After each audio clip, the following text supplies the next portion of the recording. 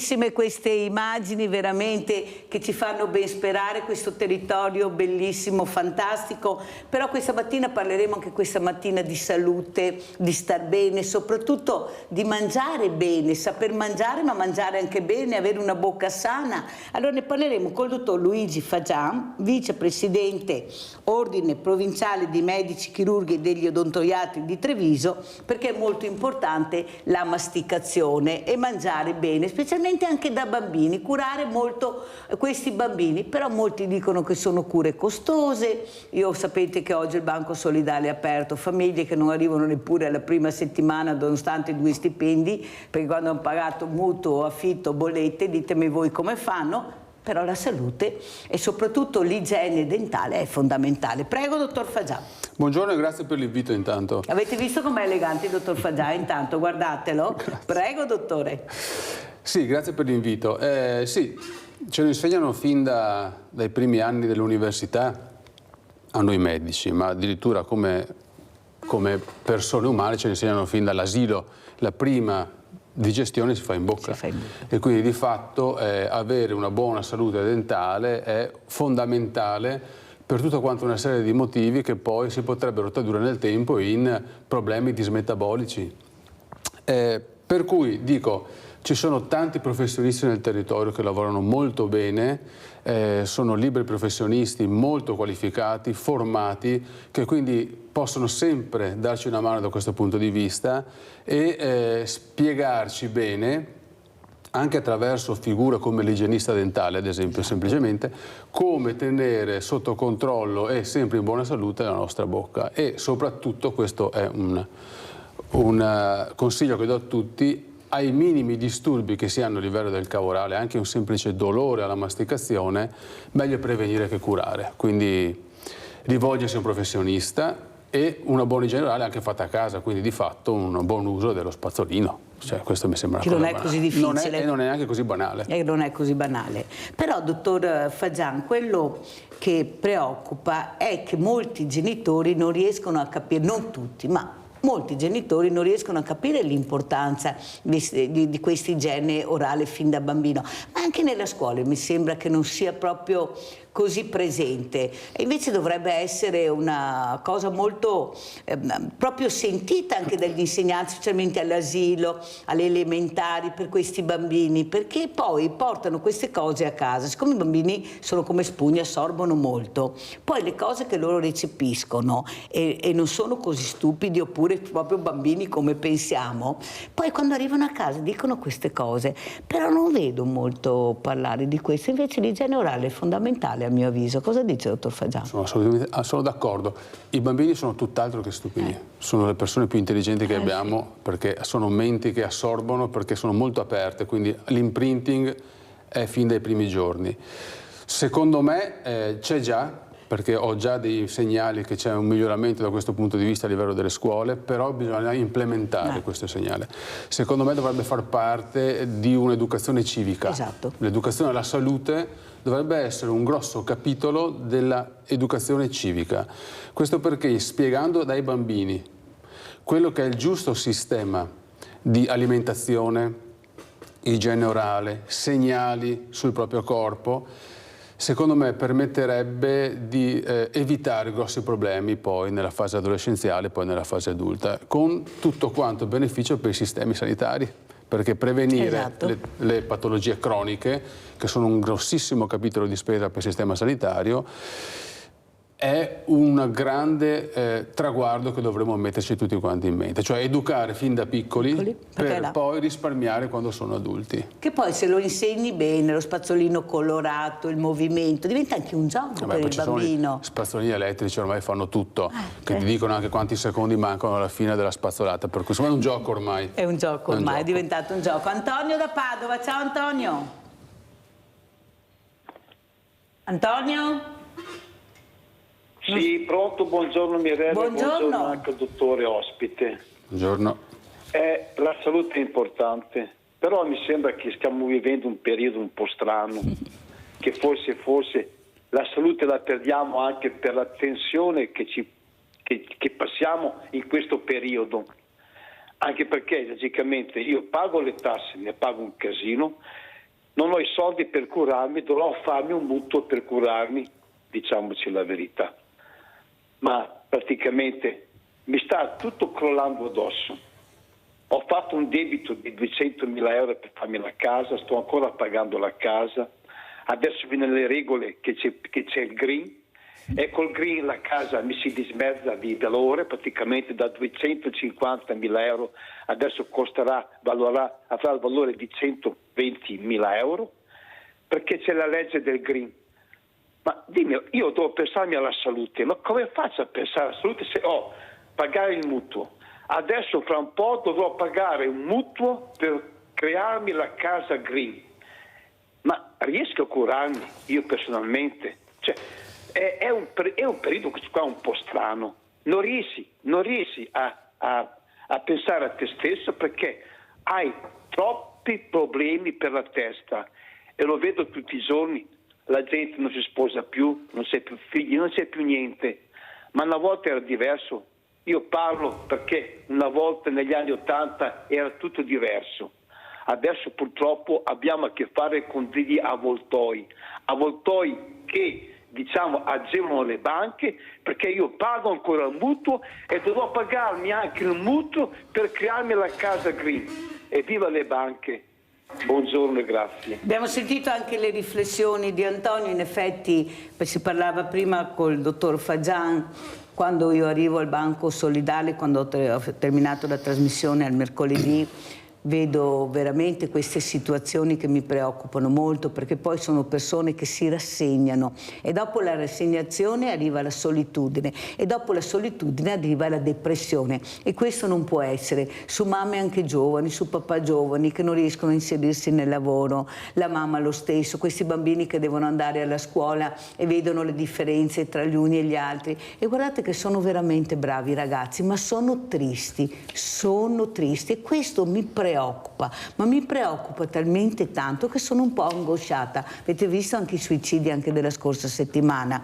C'è qualcosa che questo ragazzo, questa ragazza non riesce a trovare, questa aggressività che invece di tirarla fuori nella maniera positiva la tirano fuori nella maniera sbagliata perché non vengono ascoltati. Invece, come dice anche il dottor Fagian, noi dobbiamo iniziare fin dall'asilo ad ascoltare questi bambini, a insegnare loro a crescere questa piantina perché cresca dritta, annaffiandola, curandola. Ma si fa veramente poco, guardate. Poi ci sono i fortunati e i fortunati fanno sembrare che tutto funzioni bene, invece non è così. Questa mattina voglio dare l'importanza, voi sapete che io parlo molto anche di obesità infantile, che molti pediatri mi dicono: Mirella, parlane perché guarda che ci preoccupa, di questa igiene orale che è fondamentale per un bambino, e lo sport. Faremo il 22 maggio all'ippodromo di Sant'Artemio Sport e Benessere, dove capiremo l'importanza del benessere anche nello sport, perché proprio c'è una catena che li unisce. Cosa dice, dottor Fagian? Se noi andiamo, volevo dare due risposte. Prego. La prima alla sua domanda. Se noi guardiamo tutte le linee guida mondiali, ma me ne interessano due in questo momento, che sono fondamentalmente le due patologie quasi più diffuse sul territorio: l'ipertensione e il diabete. Il diabete viene più o meno visto come un fenomeno metabolico. Le linee guida mondiali, come primo step per la correzione di questi problemi, mettono l'attività fisica. È molto semplice. Quindi sviluppare l'attività fisica e incentivare l'attività fisica, come il discorso dell'igiene dentale, può prevenire una problematica cronica nel futuro. Questa è la risposta alla sua domanda. Riguardo all'intervento dell'ascoltatore, io ricordo che c'è un sistema che protegge da tutto questo, ed è un sistema che ci siamo dimenticati di proteggere, è il sistema sanitario nazionale. Eccellenza mondiale fino a qualche anno fa, che abbiamo lasciato andare un po' così alla deriva. Ricordo che come ordine, ma è stato all'onore delle cronache, settembre dell'anno scorso abbiamo organizzato un concerto a Treviso, al Mario del Monaco, in difesa del sistema sanitario nazionale che è in crisi. Questa crisi non è una crisi di posti di lavoro, è una crisi che poi si trasforma in disagio nella popolazione. Perché parlavamo di cure dentarie, è vero, le cure dentarie sono un problema fondamentale, ma ricordo anche che per le persone meno abbienti o con dei problemi economici, la Regione prevede cure dentarie ospedaliere, quindi questo è giusto sapere. Per quanto riguarda siamo lasciati alla deriva, no, non è così. Difendiamo il sistema sanitario a partire da quello che è uno dei suoi pilastri, e cioè il medico di fiducia. Il medico di fiducia è colui che io lo vedo come il portinaio di un grande condominio. Se non passo dal portinaio non entro nelle case. C'è, perché è sempre presente ed è sempre stato presente anche in epoca Covid. Ricordo che la medicina generale o medicina di famiglia che io rappresento in quanto sono uno che fa questo lavoro e anche come vice segretario del sindacato, ma non è questa la sede, siamo sempre stati presenti e non abbiamo mai chiuso un giorno l'ambulatorio in epoca Covid, nonostante fossimo messi alla deriva perché non seguiti dal sistema sanitario. Siamo arrivati al punto di autofinanziarsi l'acquisto delle mascherine, perché nessuno ce le dava. Ma siamo sempre stati lì in ascolto. Qual è il problema? Se noi permettiamo, e questo è un dato che ho letto stamattina, un probabile esodo di 20.000 medici al di sotto di 40 anni solo nel 2024. Tutti vanno verso Israele o Stati Uniti. Recentemente tutti vanno in Francia. Perché? Perché il sistema sanitario viene finanziato, sono supportati, hanno stipendi migliori e lavorano con più tranquillità. Qui stiamo soffrendo tutti perché il sistema sanitario non è più capace di gestire l'ondata di richiesta, e questa è una di queste richieste. Io ho i soldi vincolati nel mutuo, ho 2 stipendi e devo curarmi. Non posso andare sempre nel privato perché non arrivo a fine mese. Il sistema sanitario mi aiuti, ma se il sistema sanitario per darmi una risposta ci mette 1 anno o 1 anno e mezzo, io non ho tempo di aspettare e quindi mi devo in qualche modo arrangiare, e questo non è giusto. Abbiamo Giusy, vai Giusy. Mirella, buongiorno al dottor Fagian. Buongiorno. Dottor Fagian, voglio chiedere una cosa che ho sempre sentito. È vero che il ciuccio fa venire i dentini storti ai bambini? Mi levi questa curiosità, la ringrazio. Grazie della domanda. Io non sono proprio un esperto da questo punto di vista. Secondo me il ciuccio va preso sempre con le dovute moderazioni. Io ad esempio nel mio lavoro, secondo me potrebbe essere, però non è provato, ecco, dipende appunto dalla statistica. Io vedo madri che continuano ad allattare bambini di 3 anni e mezzo, 4, quindi questo è secondo me è una deriva che non deve essere, così come vedo bambini neonati che a 3 mesi il ciuccio non lo usano più e ragazzini di 3 anni col ciuccio in bocca. Quindi ascoltate il vostro pediatra, che è fondamentale da questo punto di vista e fa parte del sistema sanitario del pediatra di libera scelta, che vi potrà ben consigliare su questo, e semmai appoggiarsi a un odontoiatra infantile. Però sinceramente non mi sembra di aver visto grossi danni dal ciuccio in questi anni. Siamo tutti cresciuti col ciuccio in bocca, non mi pare che abbiamo i denti messi molto male. Mangiando male forse. Mangiando male sì, è peggio forse. O masticando anche male. O non masticando. O non masticando. Rinaldo da Venezia, vai Rinaldo. Ciao Mirella. Ciao. Buongiorno al tuo ospite. Quello dei denti purtroppo... I denti è sempre stato un problema, soprattutto per i poveri. Non avevano niente che la sanità, fanno niente da fare. Io ho una cunala poveretta, ed era sua, è mia sua, anziana. Io l'ho fatta la comunità fra parenti, io ho fatto medicini. La sanità non ti dà niente. I dentisti bravi, che ne conosco a decine, che amici. Però abbiamo tanti soldi. Fino a quando mi hai posto un fiare, bocca, un fiare manco peso. 8 punti o robe varie, abbiamo dai 8 ai 10.000 euro, che le dica? Si compra il pacchetto e ci vai così, dove vai solo incontro. Non si capisce niente Rinaldo, almeno io non riesco a capire la telefonata di questa mattina. Se non vedi che non ti fa niente, è bellissima, è donne, tutto. le donne più belle, i gai brutti, la grana, è tutto sempre così, purtroppo, se non ti ascolti riesci a capire. Rinaldo, devo interromperti perché non si riesce a capire niente, non so come hai fatto il collegamento stamattina, un colpo sento la televisione, un colpo non sento niente, allora prova a rivedere perché proprio ho capito solo che le cure sono costose, non tutte sì. hanno la possibilità di fare questo e nessuno ti aiuta. Prego, dottor Fagian. Le cure sono costose, e sono d'accordo, però dobbiamo ricordarci anche che stiamo parlando di professionisti che hanno investito fior di quattrini per lo sviluppo degli studi dentistici e soprattutto spendono fior di quattrini per l'aggiornamento costante sulle nuove tecnologie. Quindi sono professionisti che hanno un grosso capitolo di spesa, non è che guadagnino, ricavano, un po' come noi medici di famiglia, noi non è che guadagniamo, ricaviamo, poi abbiamo una serie di capitoli di spesa che vanno a ridurre questo ricavo e alla fine il guadagno è quello che è. Ricordiamoci che poi sono persone come tutti, hanno bisogno di guadagnare per vivere, per cui devono per forza tenere questi prezzi, altrimenti vanno fuori mercato e chiudono la baracca domani mattina.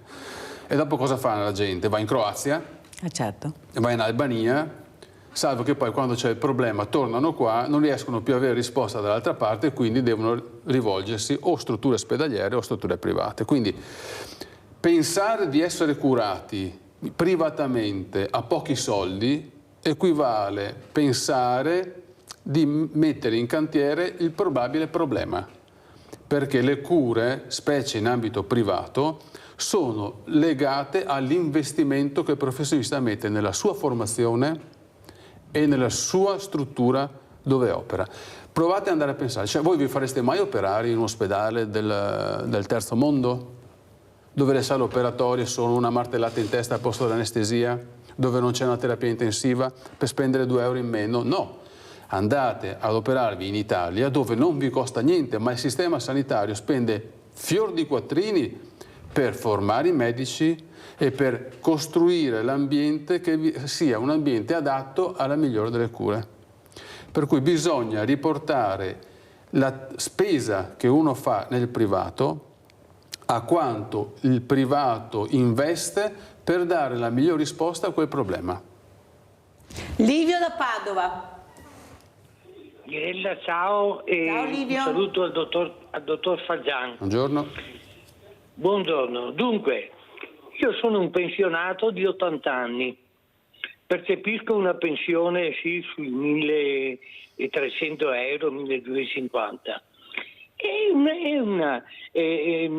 una spesa continua di farmaci, a parte i denti di cui parlavate prima, che per fare degli impianti ai denti devo spendere migliaia di euro e allora le pago dilazionate perché non posso pagarle tutte su. Ma e poi tutti i medicinali che non sono che devo pagarmi di tasca mia.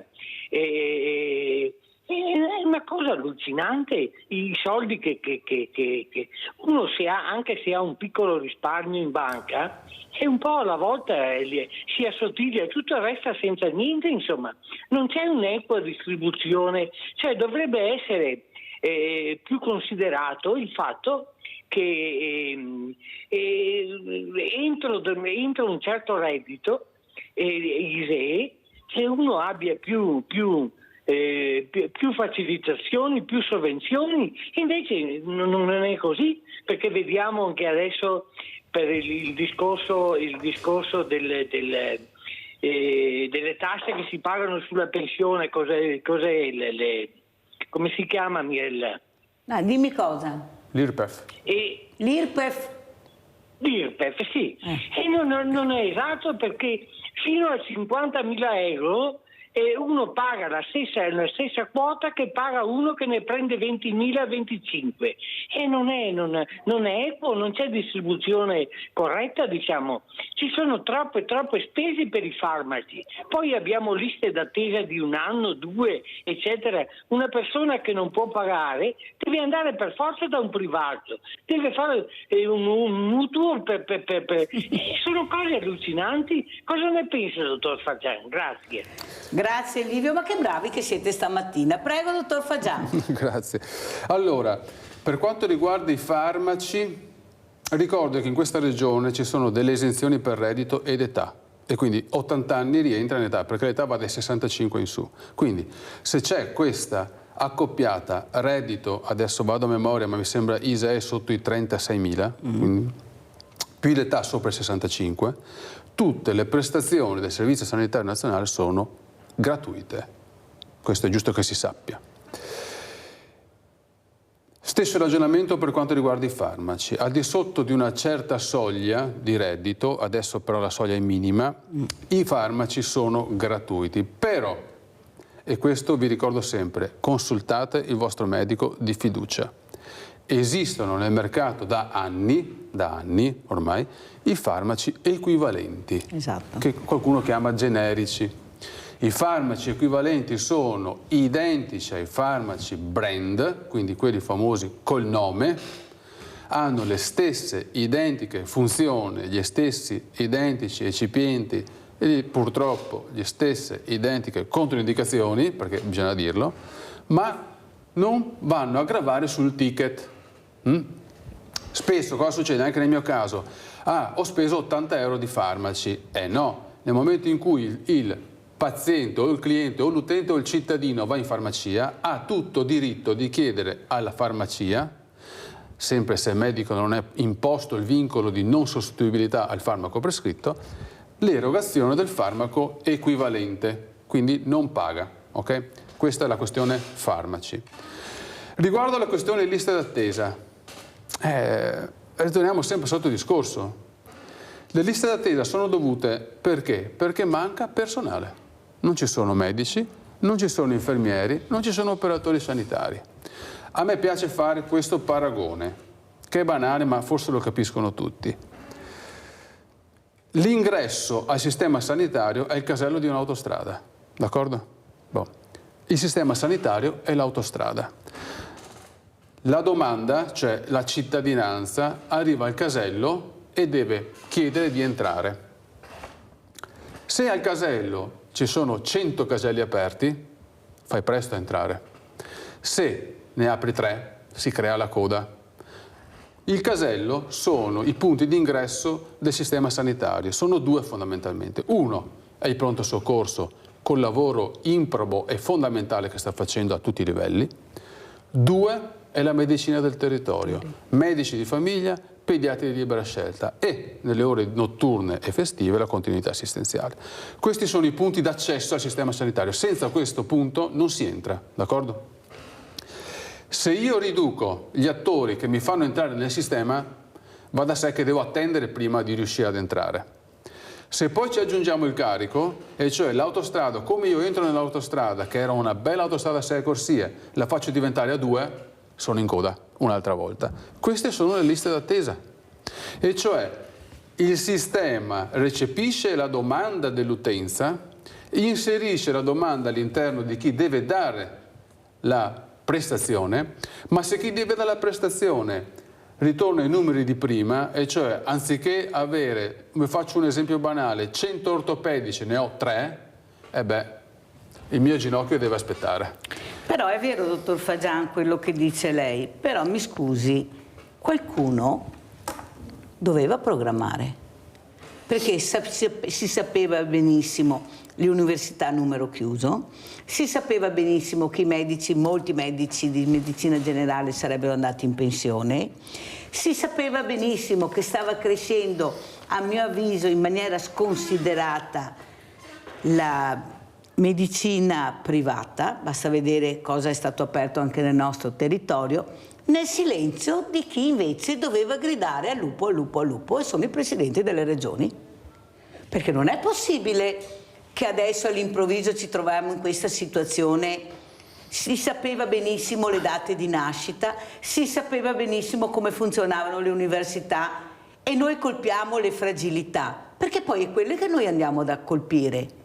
Perché quello che ha soldi di sicuro non gliene frega assolutamente niente, che manca il medico o il professore per fare no, non gliene frega, perché tanto vado nel privato. Però attenzione che il grande intervento si fa nel pubblico. E qua come la mettiamo allora? Allora, secondo me, chi doveva programmare, che è là per quello, pagato per quello, doveva gestire nel migliore dei modi questa sanità. Doveva ascoltare il malessere che iniziava a crescere, ma invece qualcuno, l'hanno detto anche i miei ospiti, l'ha detto anche il dottor Gorini, che è responsabile dei medici di famiglia, si è voluto copiare la Lombardia. E copiando la Lombardia, lei sorride ma a me mi viene da piangere, copiando la Lombardia abbiamo fatto la fine che non dovevamo fare. I medici di medicina generale, che sono i nostri medici di famiglia, dovrebbero fare i pronti soccorsi, i codici bianchi. Perché intasare il pronto soccorso? Quando è una cosa che può fare benissimo, ma neanche là non ci siamo arrivati. Cioè le proposte ci sono state, ma non sono state messe in atto, perché purtroppo il business di questo paese meraviglioso, splendido, ma allo stremo delle forze, è il cemento. Si investe nel cemento. Allora, chi se ne frega dell'aiuto alla fragilità, alla persona diversamente giovane, alla famiglia che non può permettersi? No, regna sovrano il cemento. Dove si è investito anche i fondi del PNRR? Sul cemento. E noi ci troviamo grandissime strutture, che a volte sembra autostrade. Sembra autostrade. Vuote. È meglio addormentarsi a casa e ritornare a casa addormentato per non vedere certe cose, perché questa è la realtà. Progetti sorpassati che non sono più attuali, perché hanno eseguito dei progetti che ormai nel 2024 non vanno più bene, e noi ci ritroviamo qua a parlare anche con persone come il dottor Fagian, che dice quello che è la realtà, però quello che sta male cosa fa, dottor Fagian? Allora, sono totalmente d'accordo con lei. È da almeno 20 anni che sia la Federazione Nazionale degli Ordini che le rappresentanti di categoria, quindi i vari sindacati, dicono al politico di turno: attenzione, io non sto indicando il politico, no, io parlo di politica trasversale. Bravissimo. Qualunque colore, qualunque simbolo, qualunque idea politica. Anche perché, facciamo la parentesi, il sud viene a curarsi al nord e viceversa, perciò trasversale. Qualunque politica. Perfetto. È da 20 anni che sia gli ordini che la rappresentante di categoria e, non ultima, la Cassa Previdenziale dei Medici allerta il politico di turno sul problema della gobba pensionistica.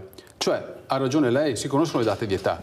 Quindi si era detto da 20 anni, attenzione, noi sappiamo quando andranno in pensione i nostri medici. Dal 2015 in poi, e attenzione che la curva va dal 2015 al 2025, per cui il peggio deve ancora arrivare probabilmente, ci sarà un eccesso di pensionamenti. Quindi tu, legislatore di turno, programmati, perché per formare un medico, il vostro medico di famiglia, che sembra uno messo là così, no? Ha studiato almeno 12 anni per arrivare lì dov'è e si forma continuamente. Per cui per formare un medico, ora è cambiato perché la laurea è abilitante, con tutti i problemi che ne derivano, e appena entra a lavorare subito lo caricano di mutuati perché è un periodo di emergenza. Ma per formare un medico ci vogliono almeno 10 anni, quindi tu hai la possibilità di capire quando cominciare a immettere nel mercato forza lavoro. Tutti quanti hanno ignorato questo problema. Ma cosa è successo? È successo che è arrivato il Covid. Il Covid ha accelerato tutte quante le curve di pensionamento e il sistema si è trovato sguarnito. Adesso si grida al lupo. Adesso siamo in carenza, adesso vale tutto. Si sta pensando di abolire il numero chiuso, iniettare migliaia di giovani ragazzi a fare la medicina, quindi fra 10 anni noi ci troveremo con una pletora medica e medici a spasso. Non è una valida organizzazione del lavoro. Non è stato sicuramente ascoltato il grido d'allarme che era stato dato ai tempi. Questo è un problema politico. Lo diciamo da tanto tempo. Io però faccio una piccola chiosa. Per fare il medico di famiglia, oltre ad avere una laurea e una abilitazione alla medicina e chirurgia, deve aver fatto un corso triennale di formazione, ok? I corsi triennali vanno su borse di studio. Le borse di studio sono un numero finito. Beh, negli anni passati Regione Veneto, nonostante fosse questo l'allarme, era una di quelle che tirava indietro sul numero delle borse di studio, per cui formava ancora meno medici di famiglia. E poi cosa succede? Succede che, speriamo di no, ma nel caso della pandemia si è visto il risultato della Lombardia. Il sistema certo. che è all'80% Collassato. privato, no, si è chiuso su se Sì, stesso. sì, sì. Hanno lavorato il 20% del pubblico che non poteva fare a meno di non lavorare, ma coi fondi minimi. Qua la deriva poteva essere quella. Per fortuna che il sistema sanitario in Veneto è ancora forte, gli attori, cioè i medici e gli operatori sanitari, sono ancora presenti e si spaccano in due per mantenere i ritmi, nonostante, io vi ricordo, in Veneto da 4.000 medici di famiglia a 2.500, solo a Treviso, parliamo di questa provincia, da 420 a 350. Parentesi, hai capito Nadia perché il medico di famiglia ti ha dato l'appuntamento a fine mese, medico di famiglia per una visita? Perché non ce la fa? Abbiamo Luciano da Desenzano, se no mi cade la linea, poi continuiamo, dottor Fagian, vai Luciano. Mirella, buongiorno al medico. Buongiorno. E a tutti gli ascoltatori. Niente, piccole cose. Io ho lavorato anche all'ospedale, io sono ancora vado al medico, vado a fare le visite, ma bisogna dire due piccole cose che ho sentito anche ieri.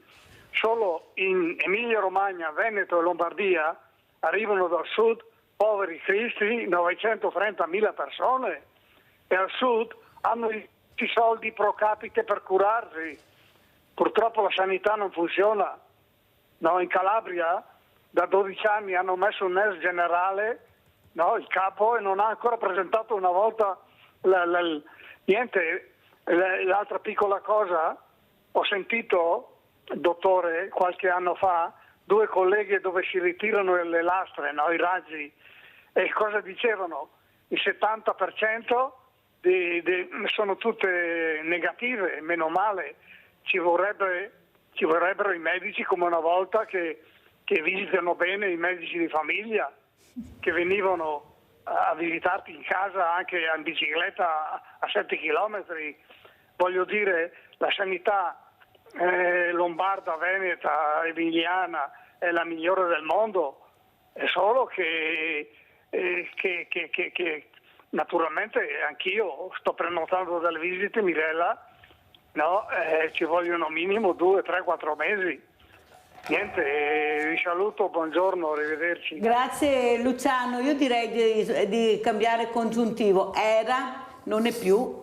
Era anche la sanità veneta, ma non per causa di questi veramente di questi operatori, di questi medici, questi chirurghi, di questa famiglia che hanno creato all'interno di questi ospedali anche durante la pandemia, tanto è vero che li si chiamavano gli angeli perché erano veramente diventati gli eroi, la nostra seconda famiglia. Poi per qualcuno sono diventati addirittura dei mostri, e avete sentito come ha spiegato molto bene il dottor Fagian gli orari di lavoro. Voi andate negli ospedali, vedete le barelli che escono alle 5, alle 6 dalle sale operatorie, alle 7, alle 8, guarda, e poi finiscono là, vanno a visitare, perciò dobbiamo solo dire grazie. Il problema è che anche loro non ce la fanno più perché c'è un ritmo di lavoro che è incredibile, stressante, anche perché non è che sei in ufficio e sfogli carte, apri la persona umana, ecco, hai la persona umana che è là, che aspetta di guarire, e questi interventi sono interventi che devono avere il massimo della concentrazione.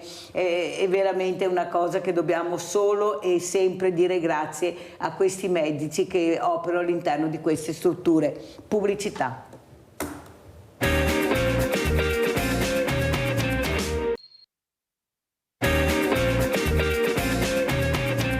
Siamo col dottor Luigi Fagian, vicepresidente Ordine Provinciale dei Medici Chirurghi e degli Odontoiatri di Treviso, Federazione Italiana Medici di Medicina Generale, perciò hai capito che non parliamo con una persona competente che sa quello che dice e sa rispondere. Ad esempio dobbiamo rispondere, abbiamo Leone, sentiamo Leone, poi rispondiamo anche a Luciano. Ciao Leone.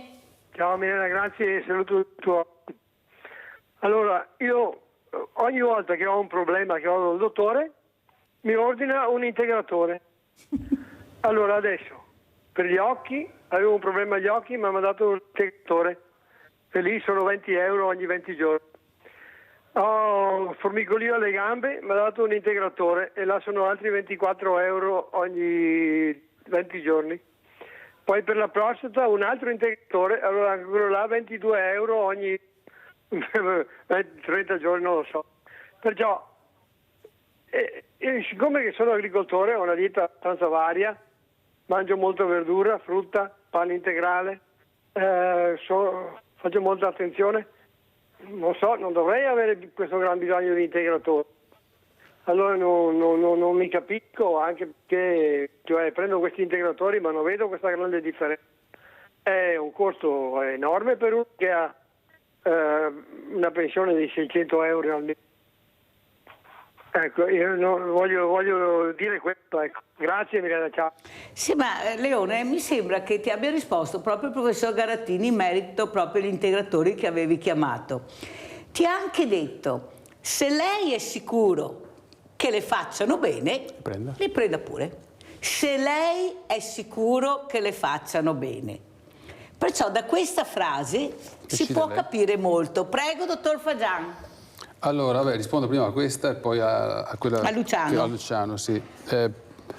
Sì, è vero, il dottor Garattini non si può neanche mettere, il professore non si può neanche mettere in discussione, è così.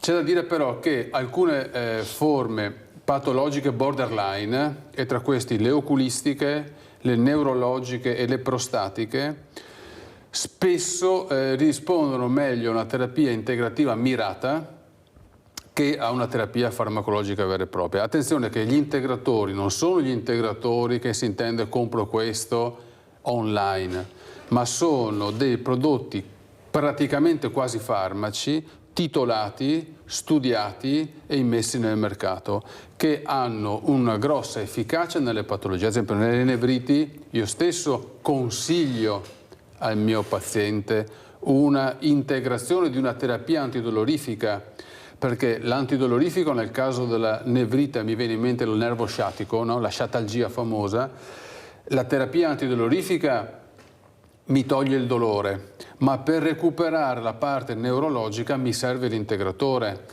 La patologia oculare mi va bene qualche goccia da mettere nel caso della congiuntivite piuttosto che gocce croniche nel caso della patologia di pressione dell'occhio, ma altre cose hanno bisogno di un integratore tipo lacrime artificiali nell'occhio secco e robe del genere. E infine, per quanto riguarda la prostata, molti farmaci della prostata funzionano bene ma hanno molti effetti collaterali che spesso il paziente non tollera, mentre l'integratore ha una buona efficacia dal punto di vista terapeutico ma non ha questi effetti collaterali. Quindi è sempre una questione di scelte, come diceva il professor Garattini. Se per voi va bene, provateli. Se vi trovate bene, usate, altrimenti non li usate più e parlatene con il vostro medico curante. Ricordando però che nel caso della patologia neurologica gli effetti sono in circa 2 o 3 mesi, per cui è inutile sperare che in 2 giorni guarisse la questione. Questo per quanto riguarda il signor Leone. Luciano invece. Per quanto riguarda il signor Luciano, allora, mi piace l'immagine che ha dato del medico di famiglia che andava in bicicletta a casa. È una cosa probabilmente prima delle mutue, cioè stiamo parlando degli anni 50-60, quando ancora i ritmi di lavoro si potevano gestire così. Mi piace ricordare, e chiudo subito questo piccolo ricordo, un vecchio collega ormai in pensione, che ha fatto, all'inizio della sua carriera di medico di famiglia, ha fatto una stage di 1 mese negli Stati Uniti, a Baltimora. A Baltimora il professore, quando è arrivato, la prima cosa che gli ha chiesto è stato: quanti parti hai fatto tu l'anno scorso? Parti fa. Noi non possiamo fare parti. Non riusciamo a far partorire le donne, perché non ce lo permettono. Ora, è cambiato il sistema sanitario, è cambiata la domanda, è cambiata la percezione di salute da parte della popolazione, degli utenti. Vi faccio solamente un piccolo dato basato sulla mia attività ambulatoriale. Io ho lo studio a 500 metri da qui, San Biagio di Callalta, non è una metropoli, no? Sì. Ho circa 1800 persone in carico e lavoro da solo con una splendida segretaria che mi lavora fuori e fa la parte di tipo amministrativo. Bene, Dal primo dell'anno del 2024 non sono dati miei, sono dati che io estrapolo dal portale della Regione Veneto, perché noi ogni mese come medici di famiglia inviamo i dati degli accessi. Dal primo dell'anno io e la mia segretaria abbiamo gestito 6.300 visite ambulatoriali, 6.300, 322 visite a domicilio. Ho risposto perché devo spostare l'eccesso di richiesta verso un altro canale, quindi l'ho convogliato verso un sistema sicuro di trasmissione da remoto, quindi un sistema dove io parlo con un'app con i miei pazienti. Ho risposto a 1.564 mail e ho inviato 2.467 consigli da solo. Va da sé che non riesco a gestire diversamente un'onda del genere. Io ho dovuto, con la storia del Covid, come tutti i miei colleghi, chiudere il libero accesso. Per forza. Io mi ricordo dei lunedì mattina, in tempo di influenza, prima del Covid, c'erano 70 persone ammassate in sala d'attesa, il che era anche poco igienico da questo punto di vista. Ecco perché c'erano le pandemie. Adesso io ho ambulatorio su appuntamento. Il mio paziente arriva, il massimo del tempo di attesa è 2 minuti prima di entrare dentro lo studio, però va da sé che io devo scaglionare in base all'urgenza.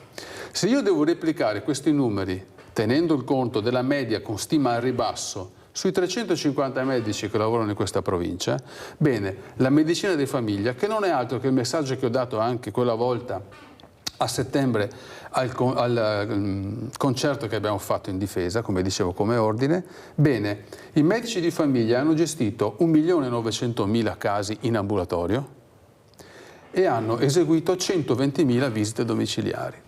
Ora, eravamo in 450, siamo rimasti in 350, ma i volumi sono questi. Va da sé che la coda si forma sempre di più, perché gli attori diminuiscono sempre di più.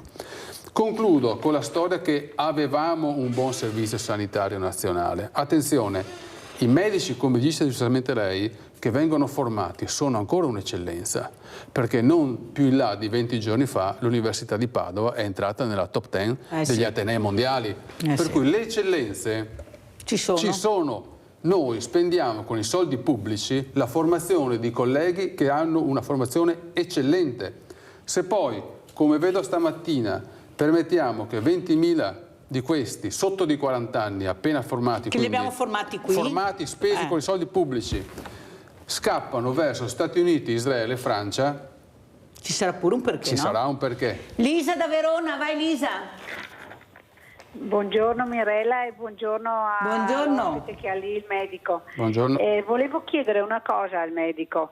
Mi sono sempre chiesta perché quando c'è durante la settimana una festività, il giorno prima il medico lavora solo 2 ore perché è prefestivo. È una cosa che mi sono sempre chiesta, perché capisco il sabato, ma perché è prefestivo nessun altro lavoratore nel giorno prefestivo lavora meno. Il medico lavora solo fino alle 10, dopodiché c'è la guardia medica perché è prefestivo. Quindi quando nella settimana, come è successo la settimana scorsa, che c'era il 25 aprile e il 1 maggio, 2 giorni ridotti, per andare dal medico bisogna aspettare 20-25 giorni. Parlo del medico di base, perché nel caso mio sono 5 medici, tutti nella stessa sede ma nello stesso stabile, adesso li chiamano di comunità perché si fanno le supplenze tra loro, però insomma io ho tanta nostalgia dei medici di una volta, dico la verità, questo posso dirlo, anche se c'è il telefono, se c'è l'email, a parte che non è il caso delle persone anziane, perché neanche non sanno usare questi strumenti, per prima lo dico anche per me, però quel fatto che nel prefestivo al mattino facciano solo 2 ore, se è di più, anche perché nessuno qua ha mai capito quante ore fanno i medici di base, che ne fanno sicuramente tante, però da contratto penso che non è proprio così. Grazie, buongiorno al medico. Grazie Luisa, prego dottor Fagian. Allora, non sono le comunità, perché gli ospedali di comunità sono una cosa, ci saranno le case della salute che vengono avanti, ma questo è un problema politico e non rientra nella discussione, ma se volete possiamo farla magari un'altra volta. Per quanto riguarda la questione della gestione via email, le persone anziane o che non sono complianti al sistema, quindi non sono capaci di utilizzarlo, vi ricordo i dati, rientrano nel 1.800.000 visite che facciamo tutti quanti, Sì. per cui non abbiamo mai e poi mai rifiutato prestazioni a nessuno, tarando la risposta della prestazione alla persona con la capacità che ha di rispondere, perché non solo anziani, io ho 40 anni che non sono capace di utilizzare una mail. Ricordandoci però sempre che noi siamo medici, per cui di fatto quando il problema è recepito come un problema da controllare c'è sempre la visita medica, non si rivisita mai da remoto, mai. Per quanto riguarda la festività, La prefestività. la prefestività. Ora dirò qualcosa che probabilmente andrà di traverso a molti miei colleghi, ma io devo dirlo, sia come ordine che come sindacato lo sto predicando da un ventennio.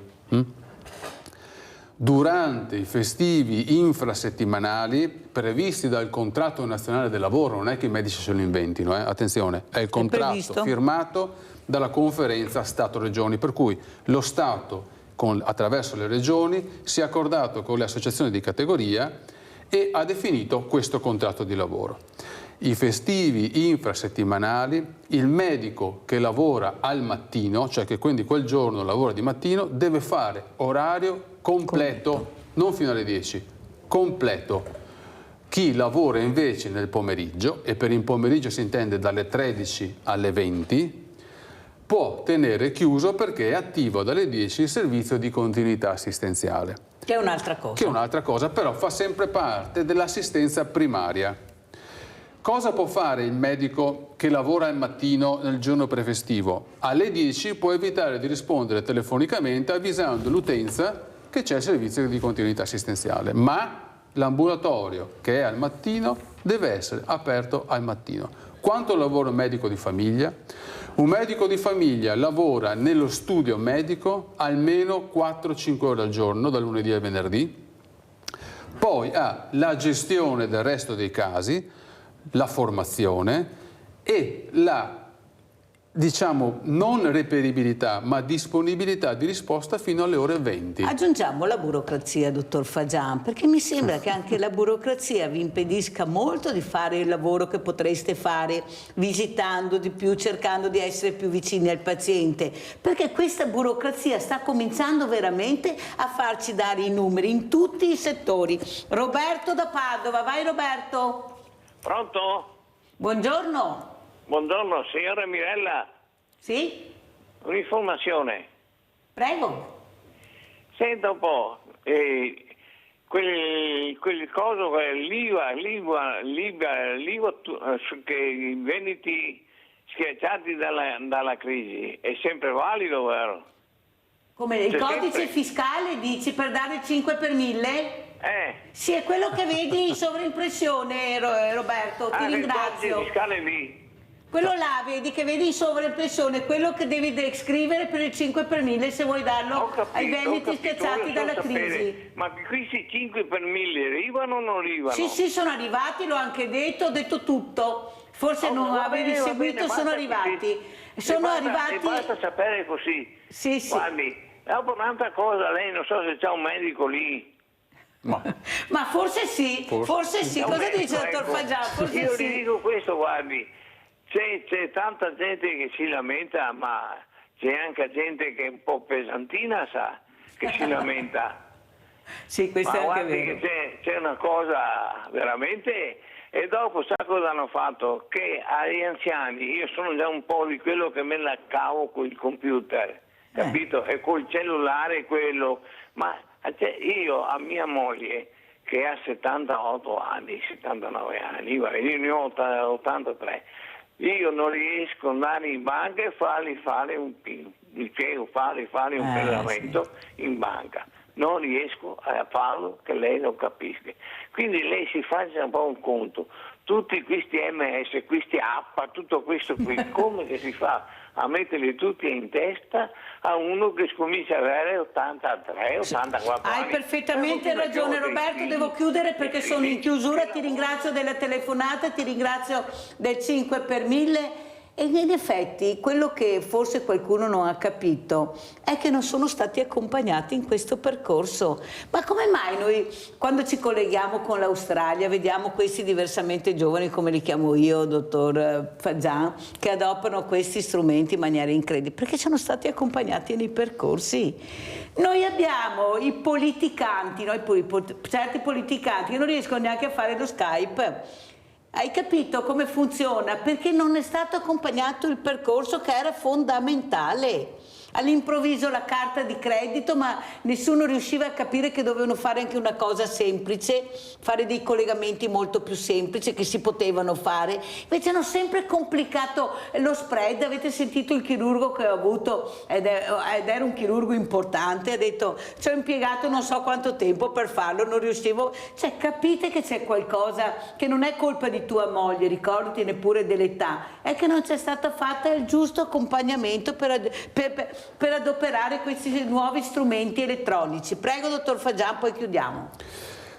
Sì, c'è da dire che comunque noi che siamo, come medici di famiglia intendo, che siamo abituati a gestire l'ondata di richiesta, abbiamo, e lo facciamo tuttora, tarare il modo di comunicazione a seconda con chi abbiamo davanti. È un po' come la comunicazione medica.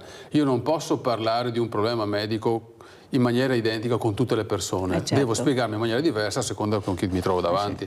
Per cui è aperto il canale della telefonata, il canale del vieni da me a richiedermelo, il canale del te lo mando per SMS, il canale te lo mando su app, a seconda della persona che abbiamo davanti. Va da sé però che se tu lavori con i canali da remoto, quindi app, SMS, la richiesta è quasi in tempo reale. Se tu invece vuoi telefonare per avere la stessa cosa, devi metterti in coda. Se io dico che nel mio studio ho un unico numero telefonico con 3 linee in attesa, ok?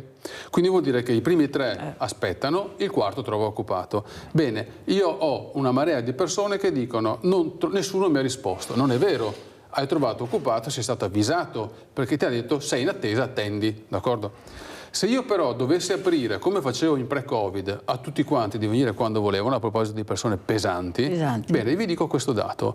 Il record lo detiene una coppia di persone neanche anziane, 75 anni, che sono venute in un anno solare nel mio studio 56 volte. Secondo voi un sistema del genere è sostenibile? No. No.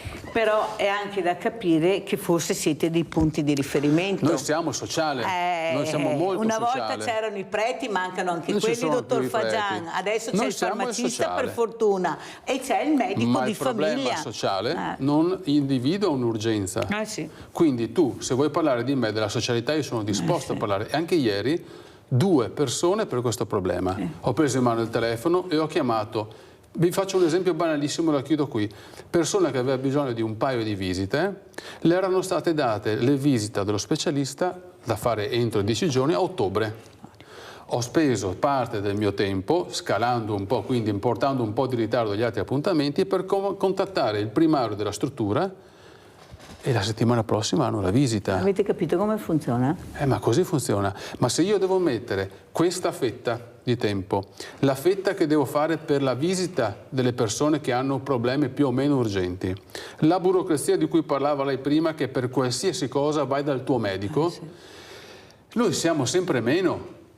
Gestiamo tutti, ma dovete mettervi in coda perché non abbiamo più il tempo sufficiente per gestire il tutto e subito. Sì, però vede, dottor Fajan, siccome nessuno ci regala niente, noi dovremmo avere quello che ci aspetta di diritto. E se il medico di famiglia ci aspetta di diritto, non devo essere fortunata ad avere quel medico di famiglia che mi ascolta, che mi consiglia. Io devo avere quello che mi spetta di diritto perché pago.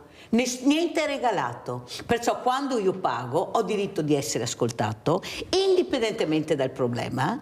E questo non funziona perché non funzionano i servizi sociali, perché bisogna parlare chiaro. I servizi sociali non funzionano, abbiamo delle persone incompetenti, abbiamo poche persone, abbiamo persone che non sanno ascoltare perché la politica ha deciso questo, e noi ci troviamo che nonostante che paghiamo profumatamente non abbiamo neppure più il medico di famiglia. famiglia, perché abbiamo delle persone che chiamano che non rispondono mai per i problemi che ha detto lei. Ma siccome io pago, desidererei che la politica ascoltasse e capisse che ormai siamo veramente delle persone diversamente giovani che hanno bisogno di risposte, e la risposta è la prima cosa, l'ascolto. Grazie al dottor Luigi Fagian, grazie di essere stato con noi. Pubblicità.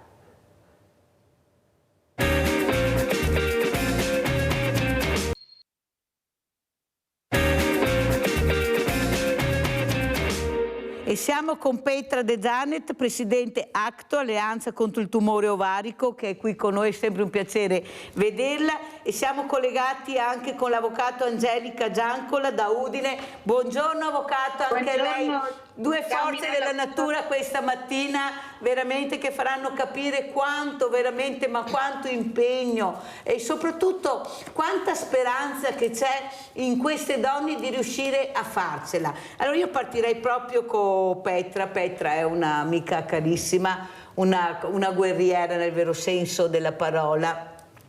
Una guerriera che non si ferma neppure nonostante un male molto difficile, un percorso molto difficile da combattere, ma sempre avanti, vero Petra? Anche per dare speranza a altre donne, a altre persone che si può farcela, ecco. Bisogna crederci però. Prego Petra. Allora spieghiamo che anche Petra De Zanet, anche all'avvocato Giancola. Buongiorno a tutti, Mirella grazie dell'invito, buongiorno agli spettatori. Noi siamo ACTO, Alleanza contro il tumore ovarico e tumore ginecologico, dove io sono la presidente. Questa associazione è stata costituita a luglio del 2022. La nostra associazione sta al fianco di tutte le pazienti oncologiche degli ospedali del Triveneto, ma non solo, perché per noi l'importanza è anche e soprattutto dare informazione per le donne, per tutte le donne, la prevenzione, perché la prevenzione è fondamentale. La prevenzione è fondamentale, ma avvocato Giancola, con lei trattiamo un altro argomento, ma sempre di prevenzione si tratta. Ma le sembra possibile sentire questa avvocata, questa donna che si è vista uccidere il marito con la figlia massacrata da questo compagno denunciato, stradenunciato, e che alla fine dice: ma cosa mi stanno dicendo? Ma quale prevenzione? Chi ha fatto prevenzione verso mio marito che non c'è più e verso mia figlia? Eppure le cose erano chiare. Ma mi scusi avvocato, ma funziona sto codice rosso? Perché io non riesco mica più a capire. Ma cosa serve questo allontanamento se poi questa persona può fare quello che vuole, avvicinarsi quando vuole? Come fai a controllarla 24 ore su 24 se neppure col braccialetto elettronico avete visto quel furbo che se lei anche è riuscito a toglierselo? Cioè cosa sta succedendo? Perché veramente ormai si susseguono di giorno in giorno. Prego avvocato. Grazie Mirella, intanto apro una parentesi perché anch'io sono vicina alle donne oncologiche purtroppo, nel senso che io sono la responsabile di uno sportello presente all'interno dell'Andos, che è un'associazione che si occupa di donne invece operate al seno, e quindi devo dire che parlare di prevenzione e occuparmi anche di queste donne che purtroppo oltre al tumore hanno anche devono subire anche violenza, devo dire che non è per nulla facile, e quindi veramente complimenti alla Presidente. Però sono d'accordo con te Mirella, perché purtroppo io stessa sto seguendo dei casi relativi allo stalking, dove comunque ho chiesto ammonimenti, ho chiesto veramente di tutto, e a distanza di 2 mesi e mezzo ancora un provvedimento non è stato emesso. E mi ritrovo con una cliente che ha veramente modificato la sua vita, perché ha paura Mirella, perché ha dovuto cambiare la casa, perché ha paura anche per i suoi genitori. Quindi proprio da avvocato lo dico, cioè siamo anche noi in difficoltà.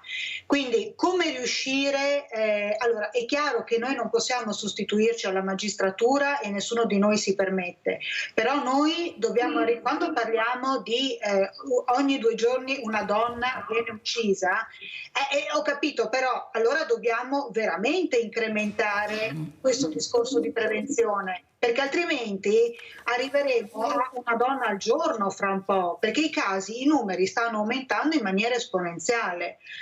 Allora, come poter arginare? Cioè, in che modo possiamo fare prevenzione? Sicuramente parlando tanto con noi, io Mirella stamattina finisco con te e devo correre in un istituto superiore dove facciamo della formazione con i ragazzi, no?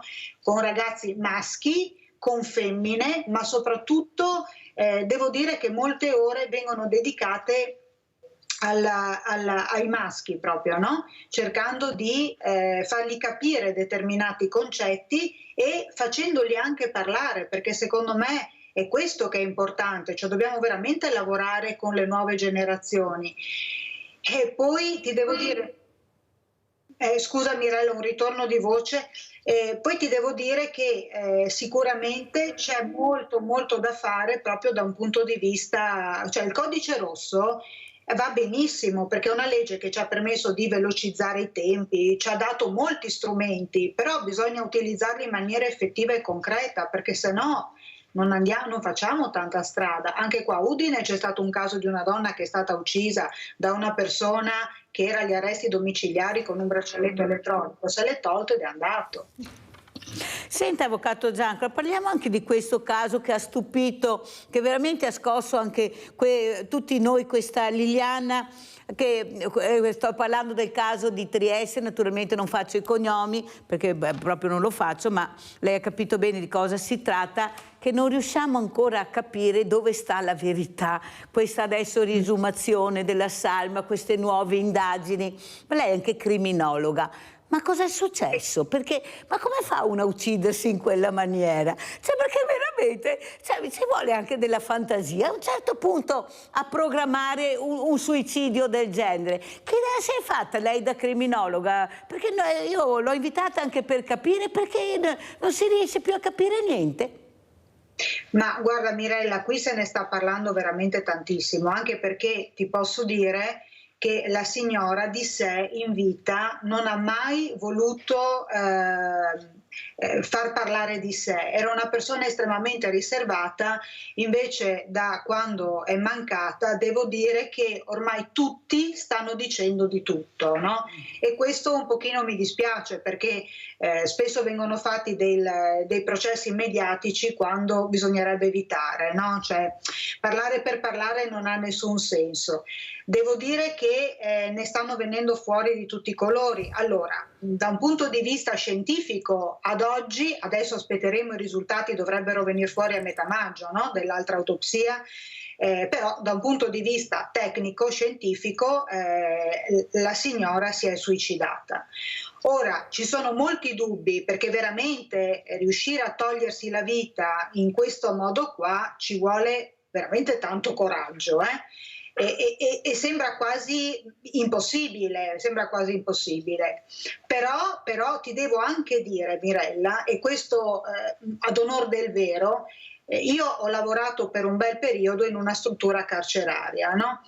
E devo dirti che se ho imparato proprio una cosa è che chi minaccia di volersi uccidere alla fine non lo fa. Chi invece sta zitto, anche nelle situazioni veramente dove vengono messi in alta sicurezza, cioè dove non ha nessun tipo di strumento per potersi togliere la vita, c'è qualcuno che la vita se l'è tolta ugualmente. Quindi quello che mi lascia molto perplessa, ho avuto anche occasione di vedere il confronto, no? Tra il marito e l'amico della signora e sono rimasta abbastanza basita, rimango interdetta da determinati atteggiamenti, perché voglio dire, cioè, mi sembra un po' tutto irreale, no? Di fronte a una persona che comunque è scomparsa, la denuncia che arriva a distanza di ore, cioè, adesso al di là del mestiere che facciamo, ma io credo che se tu arrivi a casa e un tuo familiare non torna, non riesci a sentirlo, cioè, per quanto mi riguarda sarei immediatamente a cercarla, a far denuncia, cioè muoverei tutto il mondo, no? Perché mi verrebbe un'ansia dentro pazzesca. Quindi ci sono tanti fattori che creano forti dubbi, però Mirella, lo stato attuale quello che è emerso è un suicidio. Quello che ci lascia un po' così è che la signora però è morta 2 giorni prima, pochi giorni prima mi pare rispetto al ritrovamento, ma in realtà la signora era scomparsa il 14 dicembre ed è stata ritrovata il 5 gennaio. Allora, in tutto quel periodo lì, dove è stata questa signora? Allora, il messaggio che chiediamo, cioè quello che noi chiediamo, che chi veramente, invece di parlare tanto per parlare, che chi sappia, in maniera anonima, ovviamente in maniera riservata, ma che parli, Mirella, questo sì, perché se no non ne verremo mai fuori qua, Avete sentito? Ecco, la ringrazio, avvocato, perché è un caso che veramente ha scosso molto l'opinione pubblica, proprio per le modalità, per tante riflessioni, le punte di domanda, anche il buonsenso di ognuno di noi, diciamo, come si fa a fare una cosa. E perché ho invitato anche Petra? Perché Petra sta lottando per vivere. Questi medici, questi chirurghi che fanno miracoli nel vero senso della parola, la scienza, la ricerca, per cercare di far vivere questa persona. E poi Petra trovi queste invece persone che si suicidano, ragazzi di 24 anni, tu che stai combattendo veramente invece per migliorare la tua qualità di vita e per cercare di uscire da questo tunnel, cosa vuoi dire? Ma guarda, allora io mi collego un attimo sul filo del discorso dell'avvocato, perché sinceramente sono d'accordissimo sul fatto che bisogna insegnare l'educazione, il senso civico, soprattutto sulle nuove generazioni, perché le mie generazioni io credo che abbiano avuto un insegnamento, una cultura dove l'uomo era padrone, quindi su quelle io credo non si possa fare nulla. E poi ti racconto, Mirella, un fatto molto spiacevole, perché appunto io credo che anche noi donne, purtroppo dobbiamo sempre essere noi donne, non è giusto, perché non è così, non funziona così, perché il problema è l'uomo. Però purtroppo dobbiamo essere noi che ci diamo quella spinta, dobbiamo convincersi a dire basta, dobbiamo stroncare quella storia malata, perché da malata diventa ancora peggio. L'episodio che ti volevo raccontare, nel mio palazzone, siamo in 12 inquilini, ci sono 2 giovani con dei figli, e questi praticamente, non dico quasi ogni giorno, però la donna viene picchiata. Non si capisce bene cosa accade all'interno di queste mura domestiche, tutti in silenzio. Io una mattina non ce l'ho più fatta, dopo mesi che sentivo che ogni mattina questa donna gridava vattene, non ti voglio più vedere, lasciami stare, poi piangeva, si sentiva veramente buttare per aria tutta la casa. Io sono andata a bussargli la porta e mi sono fatta coraggio, perché per me queste cose qua sono una cosa che mi prendono il cuore. E ho bussato alla porta ed è uscito lui e mi ha detto prego, gli ho detto scusami, cosa sta accadendo? E lui mi ha detto niente. E io, ma sei sicuro? Non è che per caso tu gli stai mettendo le mani addosso? E lui, no, io non mi permetterei mai di mettere le mani addosso ad una donna. Allo stesso momento lei da in fondo risponde, chiudi quella porta. Quindi cioè io davanti a questa risposta dico, io ho fatto il primo passo perché come donna vorrei da parte di te donna che quando tu mi incontrassi anche giù per le scale mi dicessi ho bisogno di aiuto, aiutami tu perché io non ce la faccio. E invece mi sono sentita dire da questa donna chiudi la porta e le cose stanno continuando. Questo è quello che praticamente sta accadendo, quindi anche queste situazioni qua, cioè, sono delle cose che, come dico, bisogna che siamo noi donne. Anche perché Petra è stata una di quelle donne che ha messo la faccia anche in questa situazione. Io ti ricordo, andavamo in onda di sera, perché Petra ha provato. Esattamente, io ho provato, poi non solo, cioè io quando ero consigliere comunale al comune di Treviso avevo ero molto sensibile alle donne, portavo avanti le pari opportunità, la violenza contro le donne. Ho collaborato moltissimo anche con il centro antiviolenza di Treviso, Telefono Rosa. Accompagnavo moltissime donne in questura che non avevano il coraggio di andare a denunciare l'uomo. Poi allo stesso tempo le accompagnavo al centro antiviolenza. Però cosa accadeva anche lì? Di queste donne, alcune i giorni a seguire cambiavano idea perché poi avevano i sensi di colpa. Quindi c'è veramente, è veramente una questione che è problematica, non si sa come, dove fare fronte. Sentiamo l'avvocato, no, avvocato, veramente intervenga perché ha sentito ma con quanto anche ardore ha spiegato: ma se io cerco di aiutarti donna e tu non rispondi, io come faccio a venirne fuori? Perché tu sei il male per altre donne poi, perché questo è il problema. Avvocato.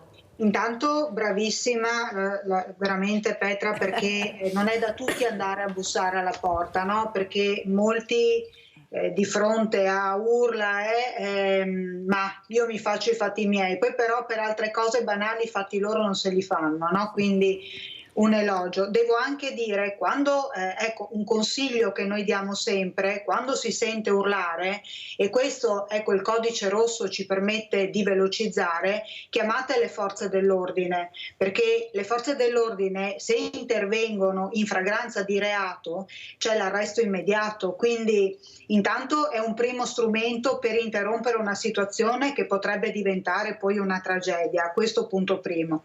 Punto secondo, sicuramente il problema che abbiamo con le donne vittime di violenza è che quando prendono paura arrivano anche da me in sportello, mi dicono: avvocato, basta, non ce la faccio più, e quindi io le prendo in carico e dico: ok, adesso però bisogna andare avanti da un punto di vista giuridico, no? Quindi la querela, eventuale separazione, però come diceva anche Petra, purtroppo, e questo è molto frequente, a distanza, no, di poco tempo fanno un passo indietro, perché magari che poi scatta quella che è la sindrome della croce rossina, che purtroppo è descritta in letteratura, no? Cioè magari tu torni, c'è un minimo di pentimento alle volte, dove ti chiede scusa, dove piange, dove ti dice che non lo farà mai più, ma invece tu lo sai che risuccederà. Oppure, Mirella, la situazione è ancora più difficile quando ci sono dei figli, perché la donna mi dice: sì, ma comunque è un buon padre. Allora lì bisogna farle capire che nessuno sta dicendo che non sia un buon padre, però, o magari ti dice: sì, ma io li voglio tanto bene, io sono ancora innamorata. No. Allora, se si è innamorati bisogna aiutarlo, e per aiutarlo non lo puoi fare da sola, e non è neanche giusto che i bambini vivano queste situazioni, perché poi c'è la vittimizzazione secondaria, cioè questi bambini poi cresceranno pensando che queste violenze forse sono anche normali, soprattutto nei maschietti, con una considerazione della donna ovviamente che è quella che trasmette il papà, no? Cioè che cosa si sente dire? Non vali niente, sei brutta, non capisci niente, cioè proprio l'umiliazione totale. Quindi proprio per i figli bisogna fare anche questo passo qua.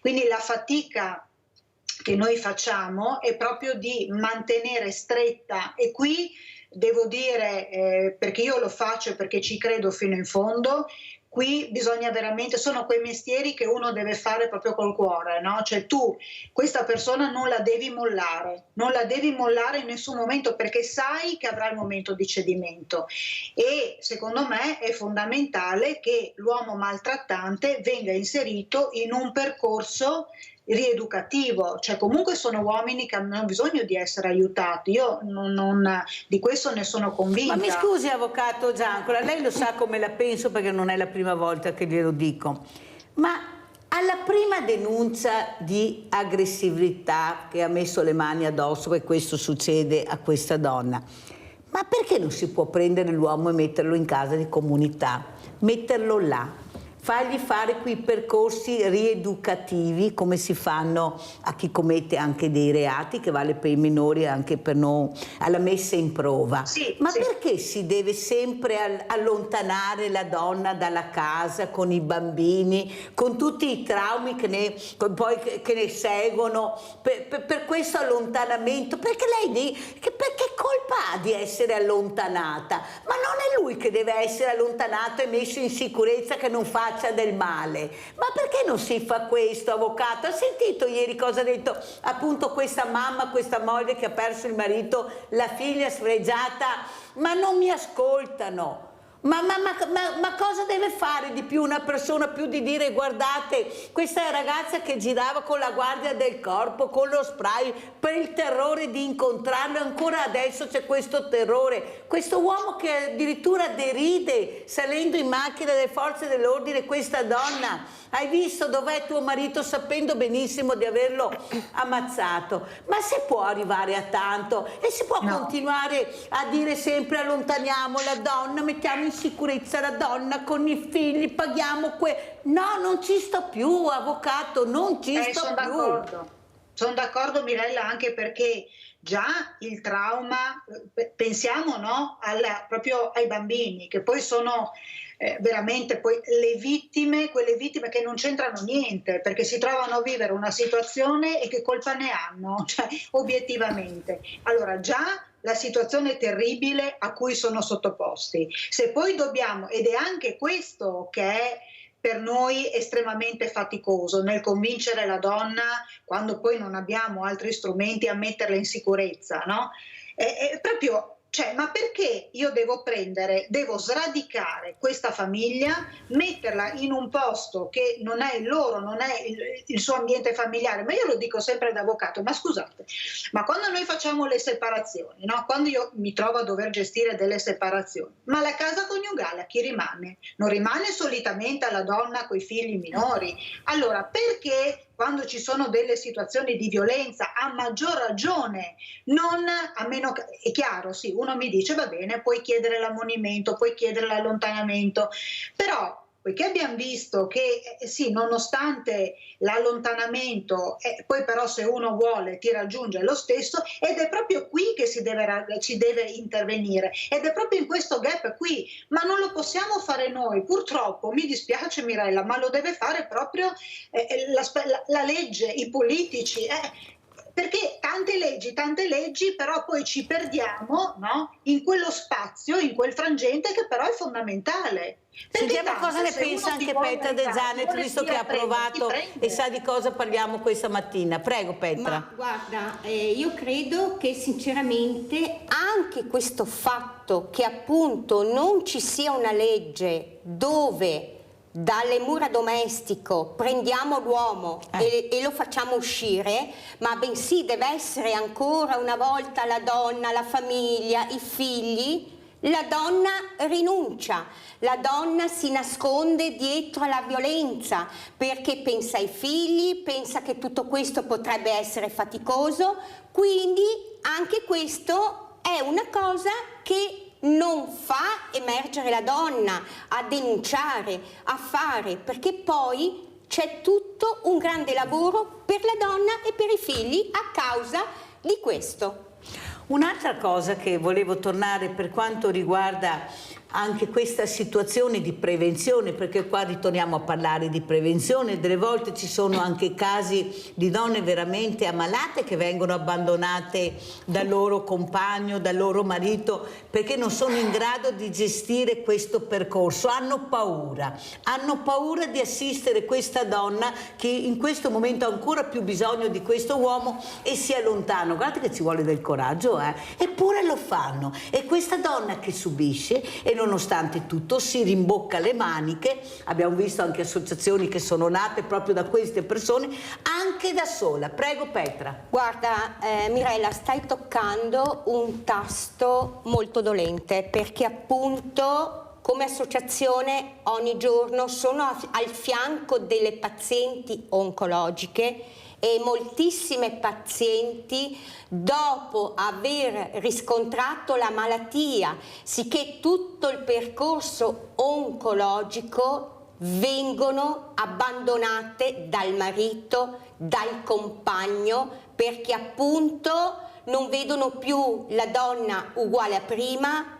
Diventa difficile il discorso di vederla che perennemente quasi ogni giorno è all'interno degli ambulatori dell'ospedale, quindi preferiscono andare altrove, a trovare un'altra donna sana, un'altra donna migliore, un'altra donna più bella, perché anche il discorso della perdita dei capelli e magari alcune terapie che causano alcuni lividi anche sulla pelle, l'uomo cos'è? Lì in quel momento preferisce andarsene, e questo appunto è la violenza che viene causata, oltre naturalmente al fatto che la donna psicologicamente già in quel momento ha subito una violenza psicologica all'interno del proprio corpo, deve subire un'altra violenza da parte del marito, del compagno,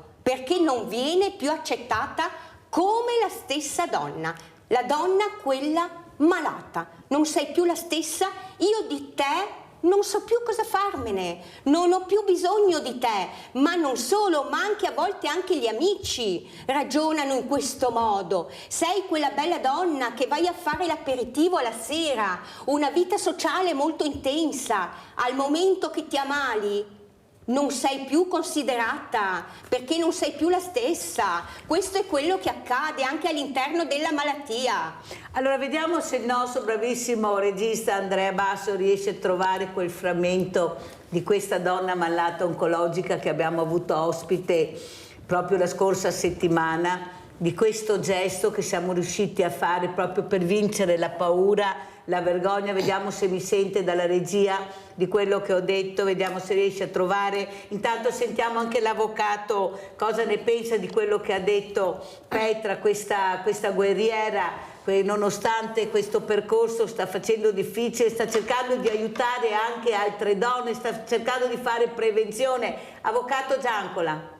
Bravissima, perché quello che ha detto è quello che noi viviamo tutti i giorni, perché purtroppo è verissimo, no? Davanti a una donna che comunque fisicamente non è più quella di prima, perché ovviamente una chemioterapia, i capelli, anche il desiderio sessuale non è più quello di prima, invece di affrontare questo percorso assieme, qual è la cosa più facile, Mirella? È quella di scappare. Cioè, perché devo affrontare il problema? Me ne vado, arrangiati, no? Facile così. Cioè, finché le cose vanno bene, stiamo tutti bene assieme. Nel momento in cui c'è il problema, davanti al problema, qual è la cosa migliore? No, io le responsabilità non me le prendo, e ti posso dire che guardando le donne che vengono da noi, credimi, quelle che hanno un compagno, un marito, l'amico accanto che le supporta, guarda, è tutt'altra cosa. Cioè vengono da noi, addirittura quando vengono a ritirare la parrucca, sorridono. Cioè è fondamentale, le persone che ti stanno accanto, ma questo a 360 gradi. E purtroppo oggi devo dire che la maggior parte della gente non è più disposta, no, a starti accanto, a supportarti. No, ho bisogno di te, ti chiamo perché mi fai comodo. Nel momento invece in cui sei tu ad aver bisogno, non me ne frega più niente, no? E devo dirti che a me dispiace dirlo, però personalmente l'ho vissuto anch'io, e uno sta ancora peggio del male che hai, perché è vero che uno non dovrebbe avere grandi aspettative, però è umano averle, soprattutto nei confronti delle persone a cui tu vuoi bene, nei confronti delle persone che dai per scontato che ti rimangano accanto, soprattutto in un momento dove la tua vita ti crolla addosso, a maggior ragione se sei una mamma, perché comunque quando ti viene diagnosticato un tumore il primo pensiero va ai tuoi figli, ok? Quindi essere abbandonata forse è ancora peggio di quello che stai subendo, e devo dirti, Mirella, che un plauso a tutte queste persone che dedicano il proprio tempo, perché lo fanno veramente col cuore, mettendoci l'anima, che dedicano la propria vita e il tempo a supportare queste donne che oltre al tumore devono anche riuscire a superare quello che è l'abbandono, perché di abbandono tale è. perché alla fine della fiera tu devi combattere contro la malattia, devi comunque magari essere sorridente perché hai dei figli e non vuoi trasferirgli ulteriori pensieri. Spesso queste donne si pongono anche il problema di come riusciranno a riaffrontare anche l'aspetto lavorativo, perché non dimentichiamoci che molte di loro sono anche libere professioniste, quindi se non vai a lavorare la pagnotta a casa non te la porti. Quindi sono tanti i problemi. Io ho delle colleghe mie che sono state operate di tumore e ovviamente sono rimaste assenti dal lavoro, e ti posso garantire che ad alcune è stato comunque garantito un supporto, ad altre no, Mirella, ma proprio zero. Ma per questo vi ho invitato, poi volevo parlare anche del supporto alla donna, perché qui si parla tanto di casi di comunità, si parla di psicologi, però il vero supporto alla famiglia non c'è. Nel momento che questa donna rimane da sola e sfortunatamente anche si ammala, e cosa fa se non ha una famiglia che la supporta, che possono essere i genitori, qualche parente? È da sola, perché non c'è una risposta adeguata, non c'è. Io devo essere fortunata ad avere una cerchia di amici che mi supportano, ma se questo non c'è, Petra, come hai spiegato bene tu, devi lottare da sola, devi trovare il tuo punto luce da sola. E chi è che ce la fa nonostante questa malattia anche invalidante che stai portando avanti? Prego, Petra.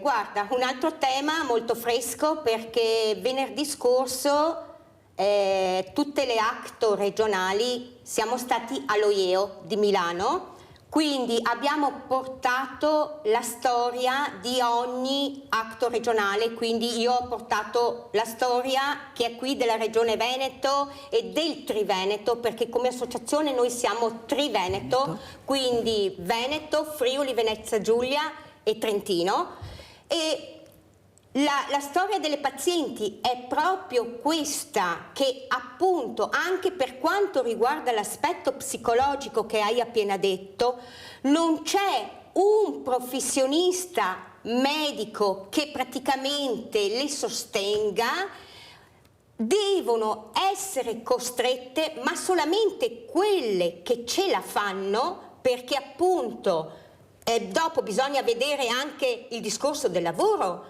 perché come paziente tu in quel momento rimani a casa da lavoro, sì. Quindi vivi con i sussidi, quelli dello Stato, e devi essere costretta purtroppo ad andare, se vuoi migliorare, ma quelle che ce la fanno, ad un psicologo a pagamento per trovarlo. Quindi c'è un 40% su 110 donne che rinuncia. Ci sono tante problematiche, ad esempio anche per dirti una cosa, il discorso degli integratori. Noi che facciamo chemioterapie, dove che appunto la chemioterapia ti causa problemi anche cutanei, siamo costretti ad integrare con dei integratori, con delle creme. Anche con queste creme noi dobbiamo prenderle a pagamento, anche qui. E non costano poco. Anche qui un 56% rinunciano a curarsi, perché appunto anche un barattolo di crema così, che tu te la devi mettere giornalmente, che ti dura pochissimo, costa 20 euro. Quindi tu hai una spesa da portare avanti sui 60 euro al mese di solo integratori. Quindi bisogna guardare un po' tutto cosa accade. Avvocato, ma non le sembra, io lo dico apertamente, che non ci siamo proprio anche come pari opportunità? Organizzano delle cose che delle volte dico, ma cosa c'entra sta roba qua con i problemi che abbiamo, e su quello invece che dovremmo fare squadra, fare rete, unirci per portare avanti il problema della famiglia, della donna. È là che dobbiamo giocarsela, non a fare delle cose che, perché ormai tutti fanno tutto e poi alla fine e il cane di 4 padroni muore di fame, perché funziona così. E noi dobbiamo supportare invece queste donne che non hanno più punti di riferimento, perché noi quando ce la mettiamo siamo anche cattive, perché diventiamo riviste, diventiamo protagoniste, siamo noi che dobbiamo fare, siamo noi che dobbiamo apparire, è la mia associazione che deve emergere, perché ha i numeri per fare questo e seppellisce tutto quel lavoro che è fatto magari da tantissime altre associazioni che sono veramente brave e che dovrebbero essere in prima linea, ma anche noi ce la mettiamo però tutta, perché con questi enti, io l'ho detto anche ieri, io ho le pari opportunità. Adesso è cambiato il presidente, vediamo se succederà a quelli provinciali a 50 metri, in 12 anni non ne ho visto una, anche se le ho invitate qua e che tutti mi hanno detto veniamo a vedere di sicuro, mai visto niente. Guardate che nel banco solidale c'è da lavorare se uno vuole avere proprio, parlare di pari opportunità. Prego avvocato Giancola. Ma intanto è fondamentale dare sostegno a queste associazioni, perché di fatto sono quelle che aiutano più di tutti nella pratica, no? Quindi sostenerle economicamente, perché poi le associazioni ovviamente non è che possono mantenersi da sole, no? Quindi è importante dare i giusti contributi e non invece sperperare i soldi in cose che servono a ben poco, ma solamente magari a dare lustro, no? Poi sai Mirella, io purtroppo, sai bene come la penso, purtroppo o mi ami o mi odi, ma è così, cioè secondo me deve essere portata avanti la meritocrazia, no? Cioè se tu fai parte di un'associazione, perché devi dire agli altri, perché io faccio parte di quell'associazione, io non ho tempo da perdere. Allora, far parte di un'associazione ovviamente deve esserci uno spirito giusto, che non è quello di organizzare le cene e di far vita sociale, ma è quello, come diceva appunto anche la Presidente, di essere attive veramente, fisicamente con le persone che hanno bisogno, aiutarle, arriva la telefonata di una donna che è disperata perché ti dice ho appena saputo di avere il cancro, se non può venire da te qualcuno deve andare da lei, perché la prima cosa da fare è non lasciarle da sole, questo è fondamentale, ma ovviamente per fare questo hai bisogno di persone, hai bisogno del mezzo, giustamente si diceva le creme, è vero, le creme costano tantissimo, le parrucche costano tantissimo, le bandane, quindi tutta una serie di strumenti che l'associazione deve avere, no? Da poter dare a supporto di queste persone. Per quanto riguarda le pari opportunità, anche lì purtroppo cadiamo sempre in quello che è un discorso politico, devono essere fatte delle scelte mirate.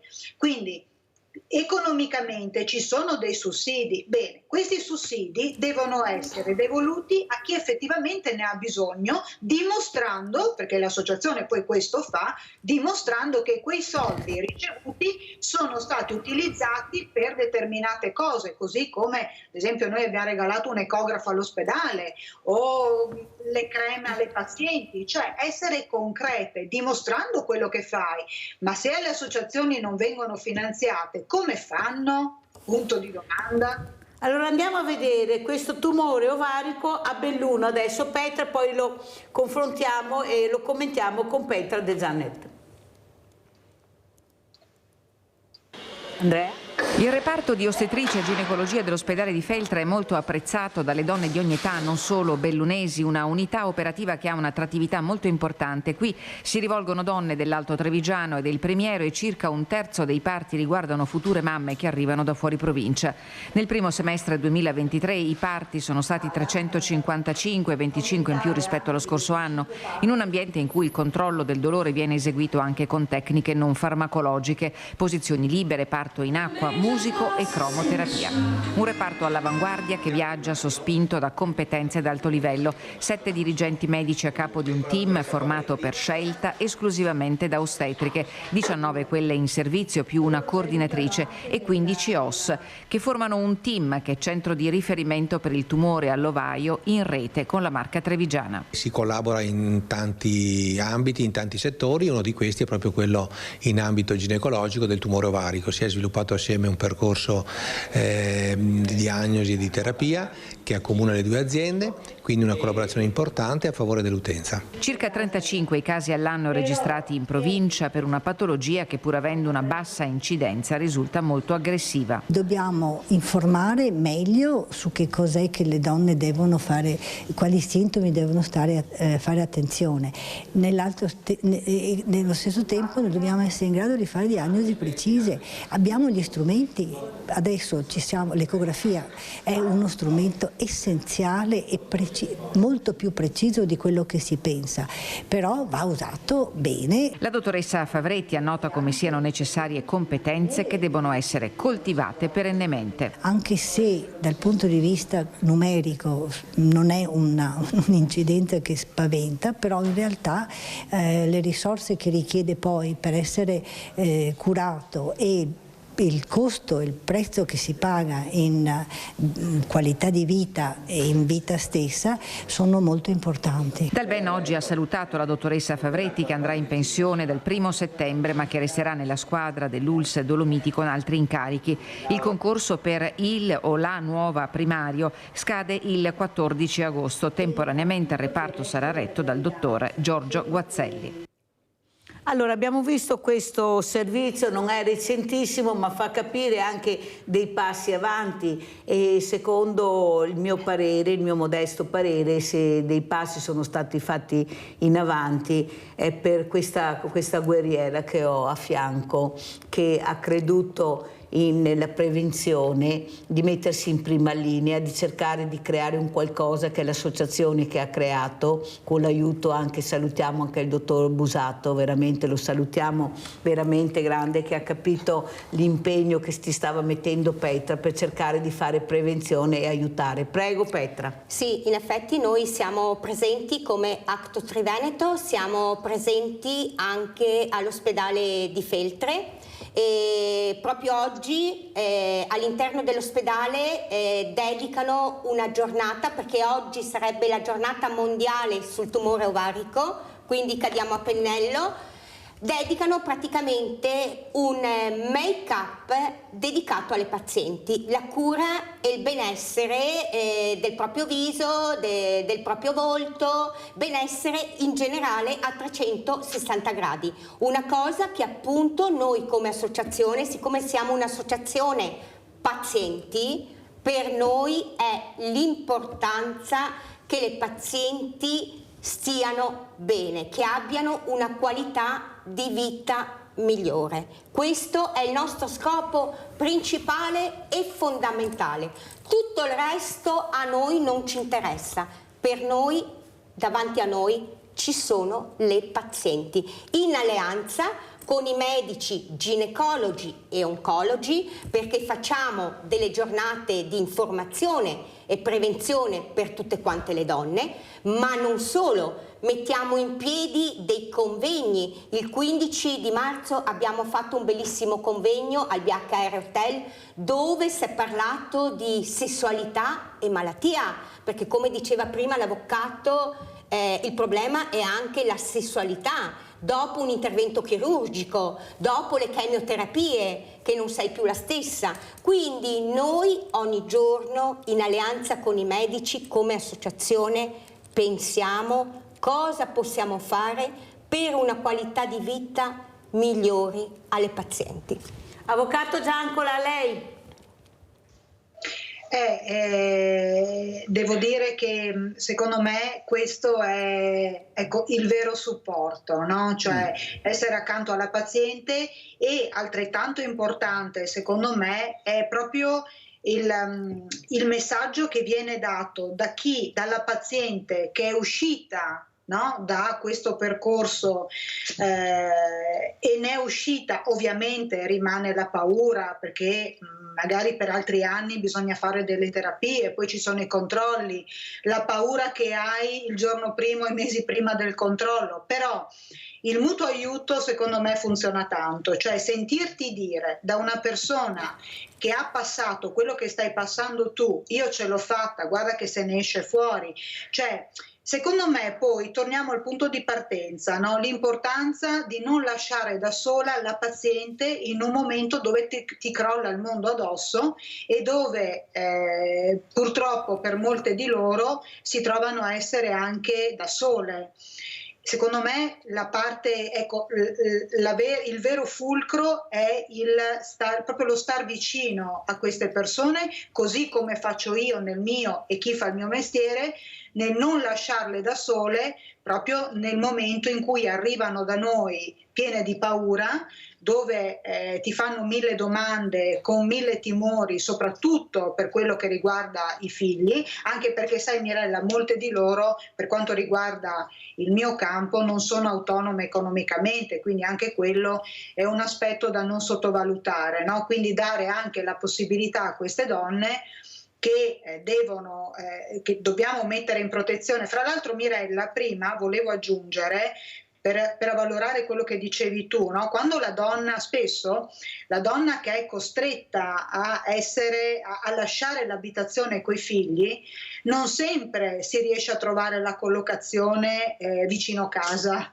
Alcune devono essere trasferite magari o allontanate anche in altre regioni perché non c'è posto, e quindi prova a immaginare questi ragazzini che non solo devono lasciare la propria abitazione, gli amici, la scuola, quindi questo è il dramma nel dramma e secondo me non dovrebbe neanche essere preso in considerazione, no? Quindi io sono dell'idea che dobbiamo fare di tutto perché la donna a livello legislativo, affinché io possa lasciare la donna in casa con i propri figli, i figli devono continuare ad avere la loro vita, ad andare nella loro scuola e a mantenere la loro rete amicale, che in questo momento è ancora più importante per loro, perché questo è l'unico equilibrio che possono avere, e allontanare la figura maschile in strutture dove questa persona può essere aiutata, ma soprattutto io devo avere la matematica certezza che questa persona non può uscire e non può fare più del male alla donna. Secondo me questo è fondamentale, Mirella. Grazie avvocato per aver spiegato molto bene. Noi stiamo qua cercando anche di fare qualche passo avanti, però io sono sicura che dobbiamo parlare più di persone, questa violenza di genere che non ha età, avvocato Giancola. Noi vediamo ragazzini, ecco, abbiamo ragazzini, posso dirti una cosa, Mirella, devo dire che la violenza non ha età, non ha ceto sociale, cioè proprio un effetto trasversale, perché colpisce veramente, devo dire, anche persone, sembra incredibile, ma lo è, ma io ho avuto diverse colleghe vittime di violenza e che mai avrei creduto. Poi Lucia, voglio dire, Mirella, la Lucia Annibali, voglio dire, è un avvocato, chi le ha buttato l'acido è un collega, quindi stiamo parlando comunque di persone che a maggior ragione fanno questo mestiere e sanno perfettamente quali sono le conseguenze. Però la violenza è così, cioè, e purtroppo anche nelle nuove generazioni devo dirti che la violenza è in aumento, perché noi lo vediamo proprio nelle coppie di adolescenti, cioè questo è grave, no? Cioè nella coppia tra ragazzini inizia a esserci violenza che non è immediatamente violenza fisica, però Mirella, parliamo di una violenza psicologica devastante e noi sappiamo bene che la violenza psicologica non si parla di maggiore o minore gravità, però spesso quando io ne vengo a conoscenza è tardi. E devo dirti che ne stiamo vedendo veramente tanta, soprattutto tutto ciò che è il mondo social. Lì si apre un'altra parentesi enorme che però dobbiamo parlarne, non possiamo far finta di niente e soprattutto parlarne con i ragazzi, cioè quello che si subisce, oppure la sensazione, no, che hanno queste ragazze o che ti vengono a dire però lui si arrabbia se io esco con le mie amiche, non vuole che io mi vesta così, ma Mirella ha 14 anni? Ma anche no, cioè quindi importante che ovviamente ci sia, perché la famiglia è fondamentale, no? Il controllo da parte della famiglia, cioè non è perché un figlio cresce, vabbè, adesso non ci sono più problemi, è l'esatto contrario. Quindi occhio vigile sempre, cambiamenti di umore, cioè devi fare un po' il vigile della situazione. Nelle scuole bisogna parlarne, a educare queste bambine non a mandare i messaggi alle amiche, ma a parlare con gli adulti di quello che è un disagio che stanno vivendo, perché è capitato di ragazzine che arrivano e che mi dicono però mi ha detto che così, cioè mi potrebbe anche uccidere. No, una frase del genere per me è un campanello d'allarme da non sottovalutare, Mirella. Ha fatto bene a dirlo, grazie veramente all'avvocato Angelica Giancola, criminologa oltretutto, di essere stata con noi. Petra De Gianni, come ci saluti, cosa vuoi dire, come commenti le parole dell'avvocato Giancola? Ma io sono d'accordissimo che bisogna assolutamente fare prevenzione nelle scuole, perché comunque al giorno d'oggi ci sono sempre più ragazzi fragili, quindi bisogna entrare nelle loro fragilità, anche perché io credo che questo sia dovuto anche alle famiglie stesse, perché purtroppo adesso per affrontare economicamente anche lo stile che abbiamo di vita al giorno d'oggi, bisogna che entrambi i genitori vadano a lavorare, quello che magari non accadeva ai miei tempi, dove mia madre era a casa. Quindi adesso più genitori che lavorano, più ragazzini soli che fanno quello che vogliono, che stanno appesi al cellulare, e quindi probabilmente questo è anche quello che accade. E poi secondo me c'è anche un discorso che oggi tu mi vai bene, domani non mi vai più bene. C'è un discorso proprio di rispetto tra coetanei, che non hanno più i valori come avevamo noi i valori una volta. Grazie anche a Petra De Gianni, presidente Acto Triveneto, Alleanza contro il tumore ovarico, di essere stata con noi. Ancora grazie all'avvocata Giancola. Pubblicità.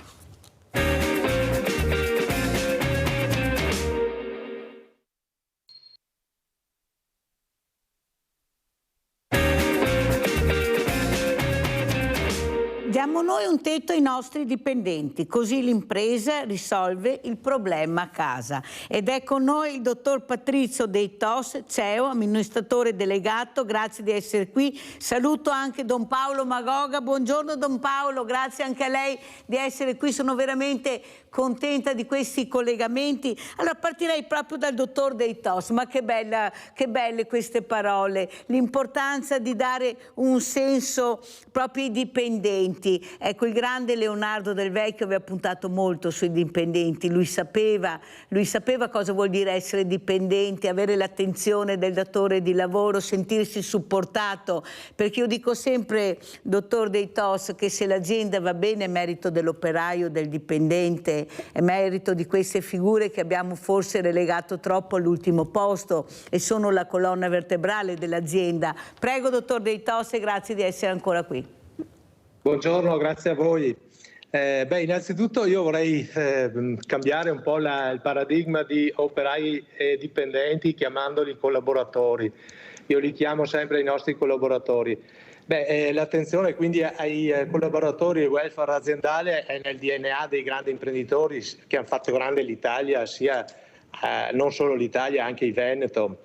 E quindi penso che anche noi non stiamo inventando nulla, perché se pensiamo anche nella storia c'è stata la famiglia Marzotto che introdusse già gli alloggi per i lavoratori e anche le strutture per i dipendenti per le vacanze, non solo loro, ma c'è stato anche Appiani, il grande imprenditore trevigiano Graziano Appiani.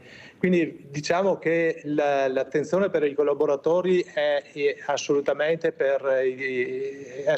importante. Le aziende non sono fatte di macchine, sono fatte di persone, e le persone devono tornare nel centro delle nostre aziende.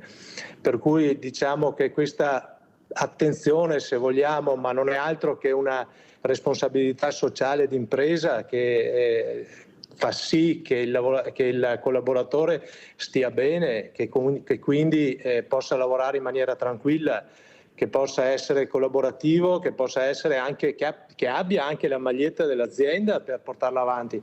Nel nostro caso, guardi, una delle necessità recenti è stato anche un'esigenza del dipendente che ha avuto un problema familiare, quindi una divisione eccetera, si è trovato in difficoltà e quindi come fai a non aiutarli, come fai a lasciarli diciamo a se stessi.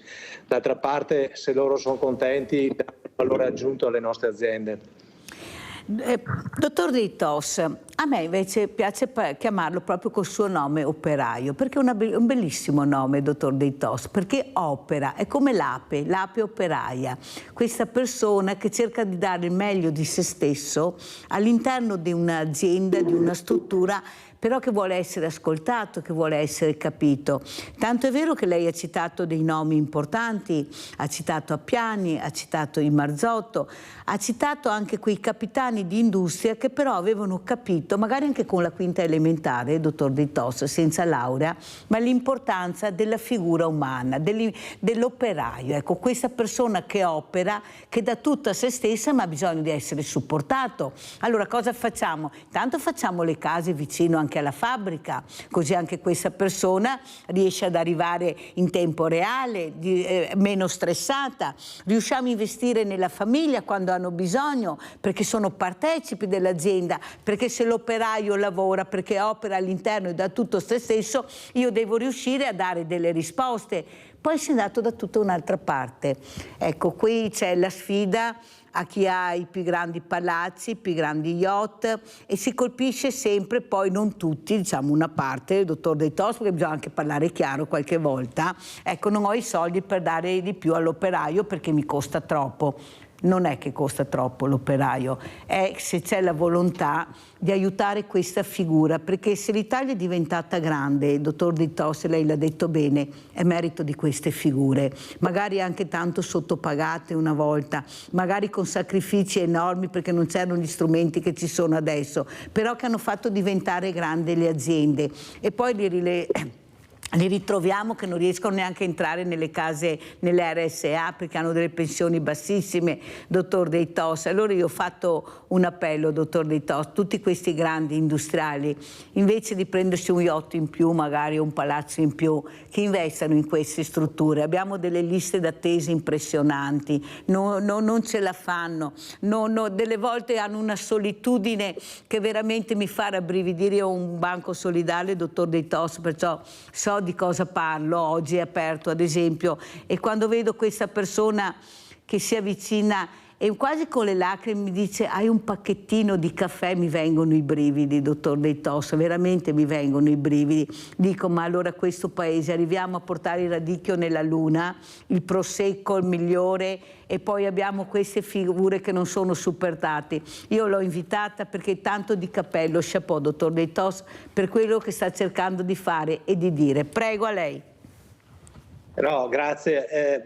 Io, operaio, allora siamo tutti operai perché tutti operiamo. Li definisco collaboratori perché io sono cresciuto spalla a spalla con tutti i miei collaboratori e ho condiviso problemi, anche io come imprenditore ho passato anche dei momenti difficili e li ho condivisi da loro e abbiamo combattuto per superare dei momenti difficili. È inutile non ricordare che ci sono stati 4 cigni neri in questi ultimi 4 anni. Se lei pensa al Covid, se pensa alle guerre, se pensa all'inflazione, io sono sempre stato decisamente a favore di creare anche una sicurezza economica per tutti i collaboratori, ma parlo per tutti, anche per gli altri collaboratori degli altri imprenditori, perché comunque sono il motore dell'economia. Se loro non spendono, anche gli imprenditori spariscono. È inutile pensare che l'imprenditore viva speculando su quello che può fare, eccetera. E purtroppo bisogna essere onesti, gli imprenditori dipendono direttamente da tutte le persone che operano, come lei ha chiamato operai, e se loro stanno bene fa star bene anche noi. Cioè è inutile discindere le due cose. Secondo me una delle cose che si sono dimenticate, soprattutto in questi ultimi 4 anni, è che l'inflazione ha colpito tutti e probabilmente colpirà ancora nel prossimo futuro, perché non penso sia finita, e anche gli stipendi e i salari eccetera devono essere adeguati, e io sono per l'adeguamento, perché non sono contrario all'adeguamento di queste diciamo dei salari e degli stipendi. Sono determinanti per l'economia nazionale, per continuare a creare un'Italia sempre più forte. Grazie veramente dottor De Tos per quello che ha detto anche per quanto riguarda gli stipendi. Allora saluto il don Paolo Magoga, grazie Don di essere qui con noi, presidente Fondazione Opera Montegrappa, presidente Scuola Professionale di Fonte e direttore Centro Don Paolo Chiavacci. No, ho detto tutto Don Magoga perché ci tenevo. Ha sentito cosa ha detto questo grande imprenditore che ho questa mattina, ma soprattutto che pensa a questa figura lui lo chiama collaboratore, anche se io invece lo continuo a chiamarlo operaio, perché per me è un bellissimo nome, perché vuol dire una persona che opera, che fa del bene, che cerca veramente di dare il meglio di se stesse, come sono le api operaie. Ecco, queste sono le figure che forse abbiamo dimenticato. Ecco, come commenta le parole di questo imprenditore? Diamo noi un tetto ai nostri dipendenti, così l'impresa risolve il problema a casa, ma se l'operaio lavora bene perché ha anche gli strumenti, perché è preparato, perché professionalmente si sta accompagnando a queste figure che mancano, allora possiamo dire vittoria. Prego Don Magoga. Beh, grazie di questa opportunità. Come scuola professionale e come pastorale del lavoro ho la fortuna di intrecciare due riflessioni, quella dei futuri operai e quindi di risvegliare nei ragazzi tutta la dignità che ha il lavoro delle mani. Lei ha parlato delle api operaie. Ecco, un alveare è veramente una società dove ognuno è al servizio dell'altro. Pensiamo all'ape regina, ecco, non è che fa la regina e va in giro in yacht. Ecco, lei ha il compito di fecondare continuamente, ecco, questa casetta, e quindi la più importante è quella che si mette a servizio. E quello che vorremmo insegnare anche ai nostri ragazzi è che, cioè, il primo che li serve è il loro insegnante, che si mette a fianco e piano piano passa queste competenze da chi sa a chi non sa. E quindi il primo operaio, il primo frutto del lavoro dell'opera è proprio lo studente che esce quasi dalle mani e dal cuore e dalla mente del suo insegnante. L'altra cosa molto importante è quella di, soprattutto in questo contesto dove si parla molto di tecnologia e guai a noi, ecco, non averla saremmo morti, ecco, e di intelligenza artificiale, ricordarci che comunque noi umani facciamo la differenza e che cioè non finirà mai di avere un valore aggiunto l'opera delle mani. Pensiamo a uno Stradivari, ok? Ecco, Stradivari è un nome, è una persona, ma noi identifichiamo un oggetto, un violino, oppure un Van Gogh. Anche questo è un nome, è una persona, e noi identifichiamo un quadro. Ecco, quello che non farà mai una macchina, cioè quel valore aggiunto, quell'arte, ecco, che mettiamo nell'opera, noi dobbiamo ricordarlo ai nostri ragazzi, perché hanno questa illusione che basta un computer, basta accarezzare uno schermo o un tasto e il mondo è fatto. Ma quando mai? Allora, avere il senso della sacralità del lavoro delle mani e dell'intelligenza umana, sapere che i robot, le tecnologie ci servono, ad esempio questi uomini che sono morti nel pulire le fognature, magari avessimo avuto una tecnologia, delle macchine che potevano scendere lì, si sarebbero salvati. Quindi dobbiamo andare d'accordo con le macchine, dobbiamo sapere che abbiamo un valore aggiunto, ma come cerchiamo di far sì che le macchine siano in ambienti sterili perché la polvere li rovina, che siano in ambienti a temperatura costante perché gli sbalzi termici li rovinano, a maggior ragione dobbiamo provvedere per le persone che lavorano in questi luoghi e non possiamo sfruttare, avere la prima classe per le macchine e i vagoni di legno per gli operai. Ecco. Avete capito perché ho piacere di avere sempre Don Paolo Magoga in trasmissione? Avete sentito con quanta chiarezza e semplicità ha spiegato cosa si potrebbe fare, ecco, per non avere questi 3 morti al giorno. Stiamo parlando di 3 morti al giorno sul lavoro, una cosa inaudita. Ecco, sentiamo cosa ne pensa anche il dottor Deitos delle parole di Don Magoga, di questa manualità che invece hanno i ragazzi. Basta saperli accompagnare, basta intrigarli. Se loro diamo il giocattolo giusto, loro si impegnano, si intrigano, però bisogna dare anche il giocattolo. Prego, dottor Deitos. Intanto l'altro ospite, Don Magoga.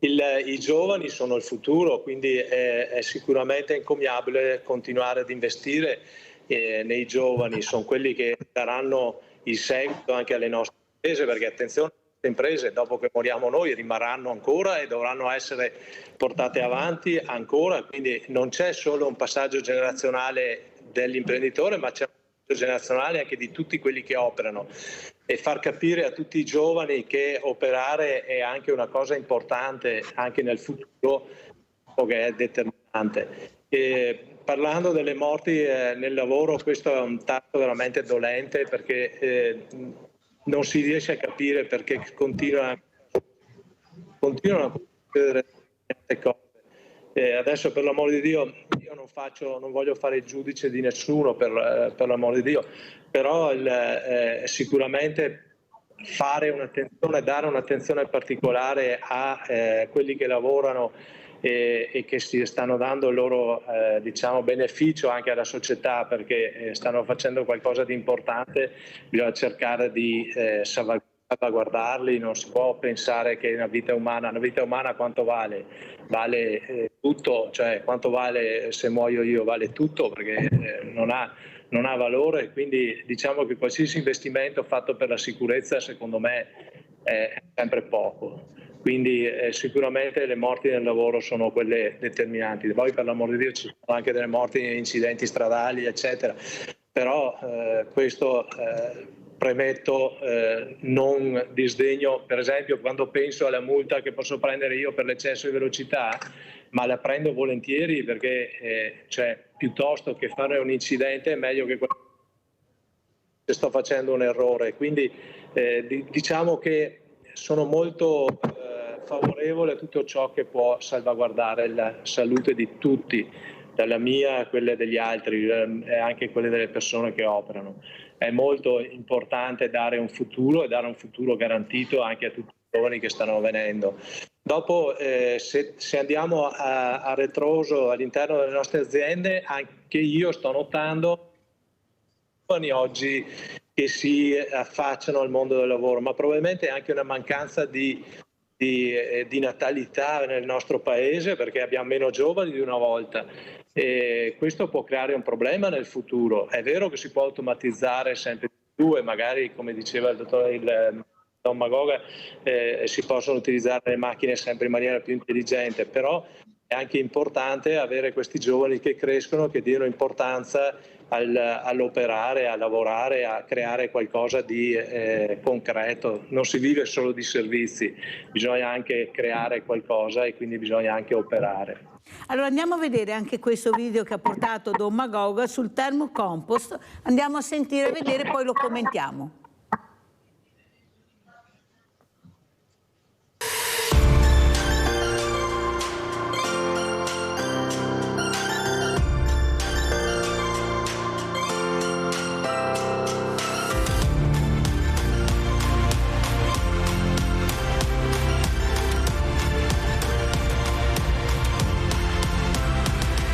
Sarà realizzato in pochi giorni il nuovo termocompost al centro Don Paolo Chiavacci di Crespano di Piave del Grappa. Quello realizzato 1 anno e mezzo fa è stato demolito ed il compost raccolto è servito per fertilizzare il terreno dell'orto botanico. La nuova realizzazione del termocompost ha avuto inizio venerdì 27 ottobre. Un impianto termocompost produce energia biotermica utilizzando biomassa costituita da ramaglie e potature, prelevate dalla pulizia di boschi, frutteti, giardini e in parte da scarti scarti alimentari. Il primo termocompost ha riscaldato per oltre un anno la dépendance del centro Chiavacci di 100 metri quadri, producendo calore mediamente sui 50 gradi. Tutto questo rappresenta un progetto in fase sperimentale iniziato 2 anni fa. Ecco, come verrà costruito questo termocompost? Ma allora, se ci avviciniamo vediamo le fasi di costruzione del termocompost. Allora, ora come potete vedere stanno preparando la base dove sarà costruito il termocompost. Allora, potete vedere che abbiamo fatto un manto impermeabile in modo da non avere problemi di percolazione di reflui dal percolato che vada nell'ambiente. Quindi abbiamo fatto uno strato impermeabile, sopra stiamo mettendo dei sassi che hanno una funzione molto importante. Hanno una funzione chiaramente di sostenere poi il termocompost che verrà costruito sotto, ma per permettere anche la areazione dall'esterno all'interno che avrà un effetto, viene chiamato l'effetto camino. Cerchiamo anche di fare un mix design ottimale attraverso questo materiale e del classico cippato. Perché? Perché il cippato ha un tempo di degradazione inferiore a questo materiale, che è molto putrescibile e ci permette di avere un tempo utile di vita del termocompost più lungo. Noi come mondo artigiano, diciamo così, ci occupiamo della parte della connessione idraulica del termocompost e poi abbiamo anche la ditta dell'escavatore e l'impresa edile, che sono comunque imprese artigiane. Tra l'altro un'impresa artigiana anche della provincia di Vicenza, così in modo da fare anche sinergia con le imprese del territorio anche fuori dalla provincia di Treviso. I protagonisti, gli studenti, cosa imparano? Allora, gli studenti hanno modo di vedere e toccare con mano cosa vuol dire realizzare un impianto di termocompost. Abbiamo avuto gli studenti del CFP che ci hanno dato anche una mano proprio praticamente nella realizzazione delle serpentine che poi verranno poste all'interno del termocompost, e abbiamo coinvolto in una visita tecnica anche gli studenti dell'ITIS di Bassano del Grappa, che poi ci daranno una mano sul tenere la contabilizzazione dell'energia che sarà sviluppata dall'impianto. Innanzitutto un grazie alla Banca Cari Verona e al progetto BHub, che ha reso possibile, potremmo quasi dire, questo sogno di Don Paolo, che desiderava che le scolaresche, che le aziende, che la gente sentisse la necessità di ritornare a un'economia circolare, e cioè rispettare la natura e in questo rispetto usare la natura perché possa mettersi a servizio dell'uomo. E il bello di questo progetto è proprio aver portato anche delle scolaresche, l'ITIS Fermi di Bassano, il CFP di Fonte, che hanno non solo visto ma anche collaborato all'esecuzione dell'opera, certamente in minima parte, però imparando, facendo quello che questa casa si propone, ovvero immersi nella natura, ascoltarla e da questo ascolto imparare a rispettarla.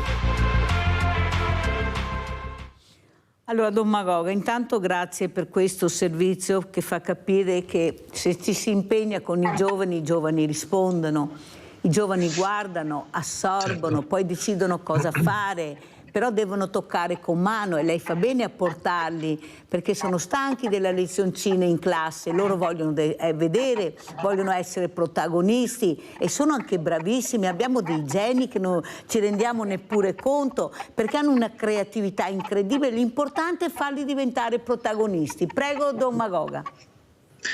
Sì. Come diceva bene lei, prendendo di nuovo spunto dall'Arnia di questa Gazzetta delle Api, ci sono compiti diversi. Ecco, ho scoperto che ci sono addirittura le api esploratrici, le prime che escono quando si sposta una casetta e quando tornano insegnano alle più anziane dove ci sono i prati, come orientarsi, e poi gli anziani insegnano alle più giovani e così l'Arnia vive. Ecco, in un certo senso anche la nostra società e l'esperienza di quel termocompost è stato una sorta di Arnia, perché avevamo l'università di Padova, e tra l'altro il compianto al professore Alberto Pivato, quello che per primo spiegava il termocompost, morto veramente in giovane età, ci ha lasciato un vuoto interiore perché eravamo anche molto amici. E dopo le imprese, come accennava Francesco Pilotto, le imprese artigiane e poi le scuole. Deve sapere che in questo termocompost, e lo dice tra le righe anche il professor Pivato, c'è stata una défaillance, in quanto il cippato, questo legno tritato, non è arrivato, è arrivata un'altra sostanza che è la risulta delle potature degli alberi e diciamo dello sfalcio dei campi, quindi verrebbe quasi da dire un materiale di seconda scelta. E invece la scoperta che abbiamo fatto è che questo materiale, che pareva più scarso, è stato invece molto più produttivo del precedente e ha dato risultati insperati. E questo ci fa capire una cosa, che per quanti calcoli che tu puoi fare, tra virgolette, anche come università, come ricerca, eccetera, se dopo non ti sporchi le mani, non metti le mani in pasta, non fai le cose anche con, diciamo, la sfortuna che ti capita, ma non sai vedere in quelle disgrazie delle opportunità, non avremmo mai capito che forse invece di avere solo legno ma anche avere dell'erba, aiuta questo termocompost a produrre energia. E solo una volta campionato, diciamo, l'esperimento, si è potuto capire che anche la vita ti insegna.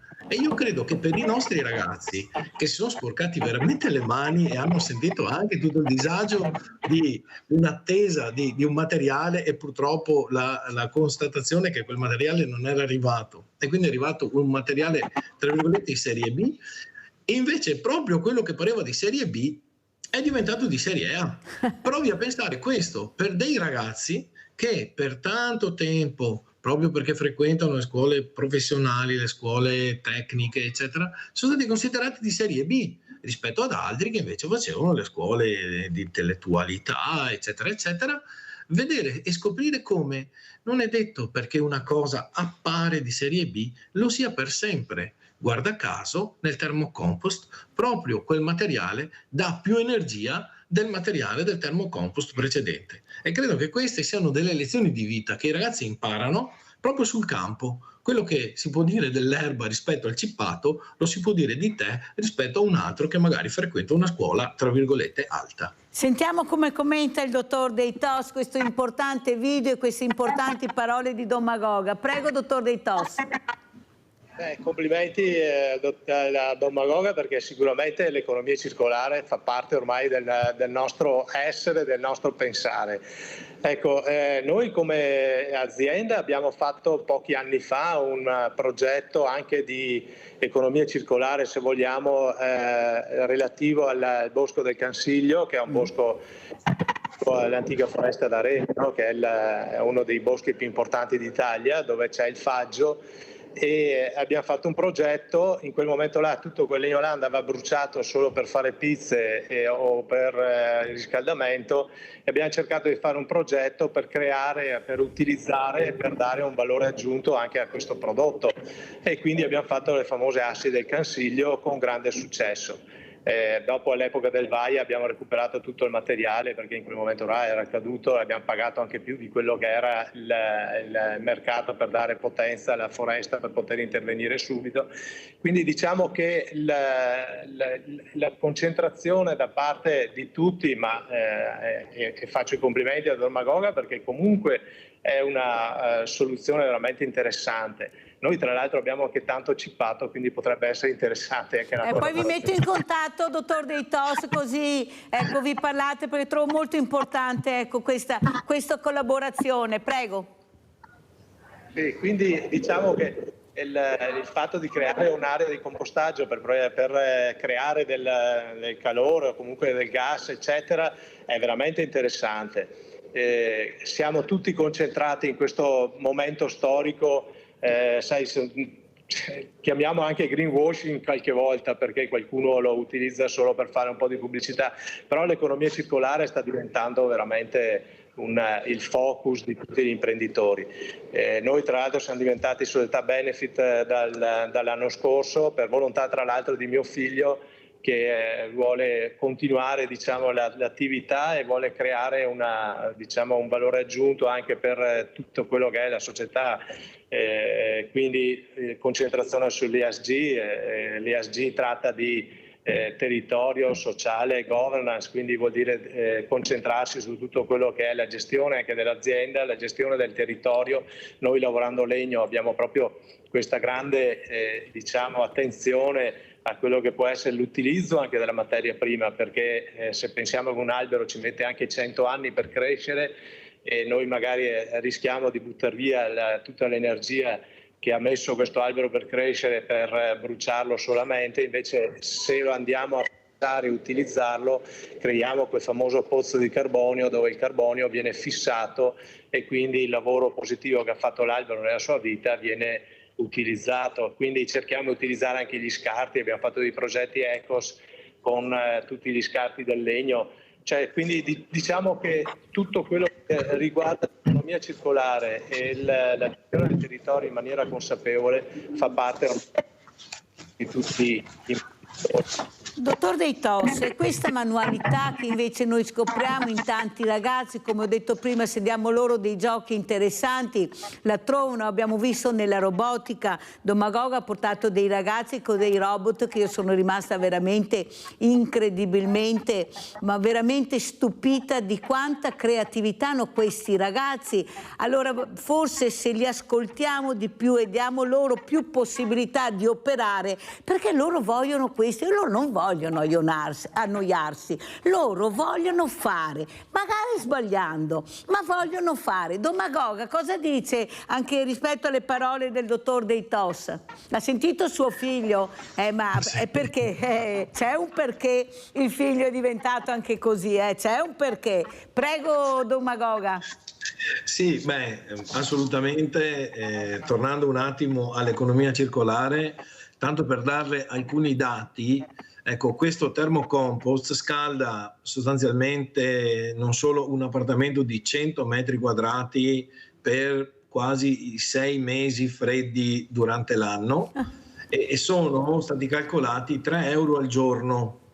Ecco, calcoli 3 euro per 6 mesi, tra l'altro utilizzando tutto materiale, chiamiamolo di scarto, senza produrre se non proprio in maniera minima anidride carbonica, perché di fatto non si brucia niente, è un consumo che dei microrganismi, mangiando questa erba, questo legno, scaldano, poi delle serpentine scaldano dell'acqua, eccetera, eccetera. È stato valutato a 2,5 litri di gasolio al giorno, quindi si capisce anche che con poco potremo veramente sanare questo nostro pianeta e le giovani generazioni, perché noi questo ormai lo abbiamo vissuto e anche se andasse al declino uno potrebbe dire vabbè, i miei anni li ho fatti, ma le giovani generazioni si trovano una terra, un pianeta che deve essere la loro casa per molti anni, per loro e per i loro figli e i figli dei loro figli, e quindi secondo me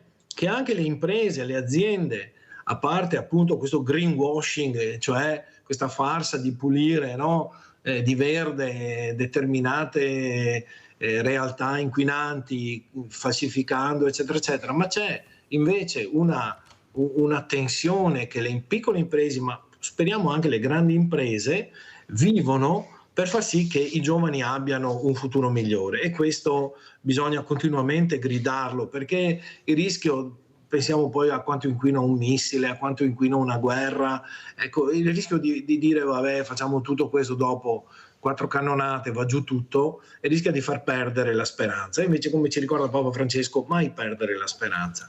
Sì, questo grande Papa. Allora, Domagog, guardiamo anche questa difesa del creato, se no non ce la faccio, devo correre, ma è importante vedere cosa riuscite a fare, andiamo a vedere. Giornata del creato e cambiamenti climatici. All'inaugurazione del percorso naturalistico del centro Chiavacci di Crespano di Pieve del Grappa, anche il pensiero del vescovo di Treviso. Una cosa concreta quando cresce insieme, cum cresco, e cresce insieme perché noi siamo parte del creato, non siamo qualcosa di diverso dal creato. L'unico padrone, se c'è un padrone, è Dio, ma lui è misericordia e volontà di bene per tutti, e allora siamo integrati, dobbiamo avere cura e soprattutto lo siamo insieme responsabili con tutte le persone, e tutti siamo responsabili gli uni degli altri. Quelli che riteniamo magari i più lenti, i più deboli, hanno patrimonio di umanità da insegnarci, e se camminiamo con il passo di chi apparentemente è più lento ci guadagniamo in umanità e godiamo anche la bellezza dell'essere insieme. All'inaugurazione è seguita una lettura teatrale dal titolo "Non ci sono più le mezze stagioni", con riflessioni sui cambiamenti climatici. Ma c'è una soluzione a questo grande problema? La soluzione è quella di cercare di decarbonizzare entro il 2050. È una parola difficile, cercheremo di spiegare in questa, ma sostanzialmente è quella di ridurre attualmente il problema delle emissioni di CO2 in tutti i comparti in cui si ha appunto la produzione di CO2, dall'industriale al settore dei trasporti, ma anche nel riscaldamento domestico. E quindi è quello che noi cerchiamo adesso di spiegare attraverso alcuni esempi, attraverso alcune strategie. Purtroppo lo diremo anche in questo reading, non è semplice con una semplice azione risolvere il problema, perché se così fosse l'avremmo già risolto, ed è quello che cercheremo di spiegare. C'è bisogno di soluzioni lungimiranti, organiche e strutturali. Allora, dottor De Tos, come commenta e come ci saluta? Ormai siamo in chiusura, prego. Io lavorando al legno non posso che concordare tutto quello che è stato detto, e soprattutto direi che l'attenzione verso la decarbonizzazione è veramente importante. Pensi che oggi, ma a parte che la paghiamo anche finanziariamente, perché l'energia elettrica costa molto di più, produrre energia elettrica costa sempre di più, e si utilizzano ancora purtroppo anche le centrali a carbone. Quindi sicuramente cercare di... E premetto che i giovani sono quelli più attenti, perché i giovani sono quelli che si informano di più, sono quelli che sono molto più attenti. La nostra generazione, io mi ritengo vecchio, la nostra generazione era molto meno attenta a tutto quello che è il green, a tutto quello che è il consumo fine a se stesso. Una volta si pensava a tanta resa, poca spesa, e non ce ne fregava niente di come si arrivava al risultato. Oggi invece i giovani sono molto più attenti. L'intelligenza artificiale a cui lei faceva riferimento prima è anche una cosa importante per le nostre aziende, e noi abbiamo bisogno, proprio perché noi facciamo parte, io faccio parte già di una generazione più anziana, diciamo, mentre i giovani che oggi stanno arrivando sono già molto più elastici mentalmente ad utilizzare anche l'intelligenza artificiale, quindi utilizzare tutti questi meccanismi che sono messi a disposizione dalla tecnologia. E quello ci porterà sicuramente anche a un utilizzo migliore di Grazie dottor De Tos, devo far salutare anche Domagoga, un minuto per salutarci Domagoga. Sicuramente parlare di questi argomenti, continuare a parlarne sensibilizza la comunità. E l'anno prossimo come Pastorale Sociale probabilmente faremo uno spettacolo nell'impianto di biometano di Contarina. Contarina, raccogliendo tutto l'umido dei nostri scarti familiari, produce biometano, metano bio, e riesce ad alimentare tutti i suoi mezzi di trasporto, e addirittura immetterne anche in Bisogna rete. collaborare in tanti. Devo chiudere Domagoga perché ma la inviterò ancora, ecco, vi scambierete anche queste mail, perché trovo importante anche questa collaborazione col dottor Patrizio De Tos, molto utile. Grazie veramente a Don Paolo Magoga, al dottor Patrizio De Tos. Adesso andiamo a pranzo con la proposta di Mirella. Salmone in crosta di spezie. Se ti va di preparare un piatto semplice e salutare, senza però rinunciare a quel tocco in più che rende speciale una ricetta, prova questo piatto a base di salmone. Ingredienti per 4 persone: 600 g di salmone, 300 g di funghi misti, 2 cucchiai di olio extravergine di oliva, una manciata di mandorle, 4 cucchiai di sesamo, 4 cipolline novelle scottate, nocciole, pepe nero in grani, prezzemolo, vinaigrette, cioè aceto, sale e olio sbattuti, aceto balsamico, un fiocco di burro, mezzo bicchiere di acqua. Tagliate finemente i funghi, rosolateli in un fiocco di burro,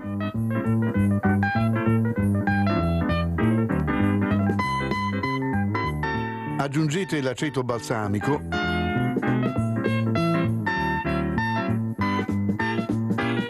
e mezzo bicchiere di acqua. Fate cuocere in una padella per 10 minuti. Frullate il tutto. Tostate in padella le nocciole, le mandorle ed il sesamo. Poi tritate e pepate.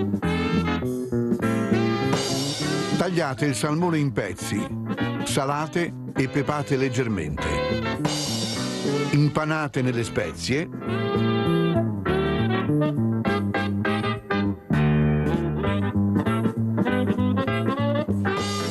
Passate in un filo d'olio bollente per 3 minuti.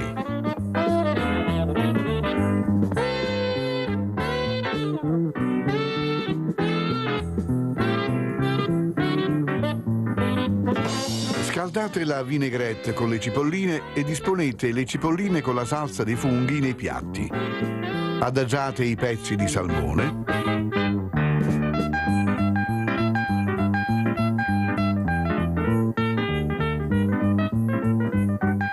Guarnite con prezzemolo e servite. Buon appetito!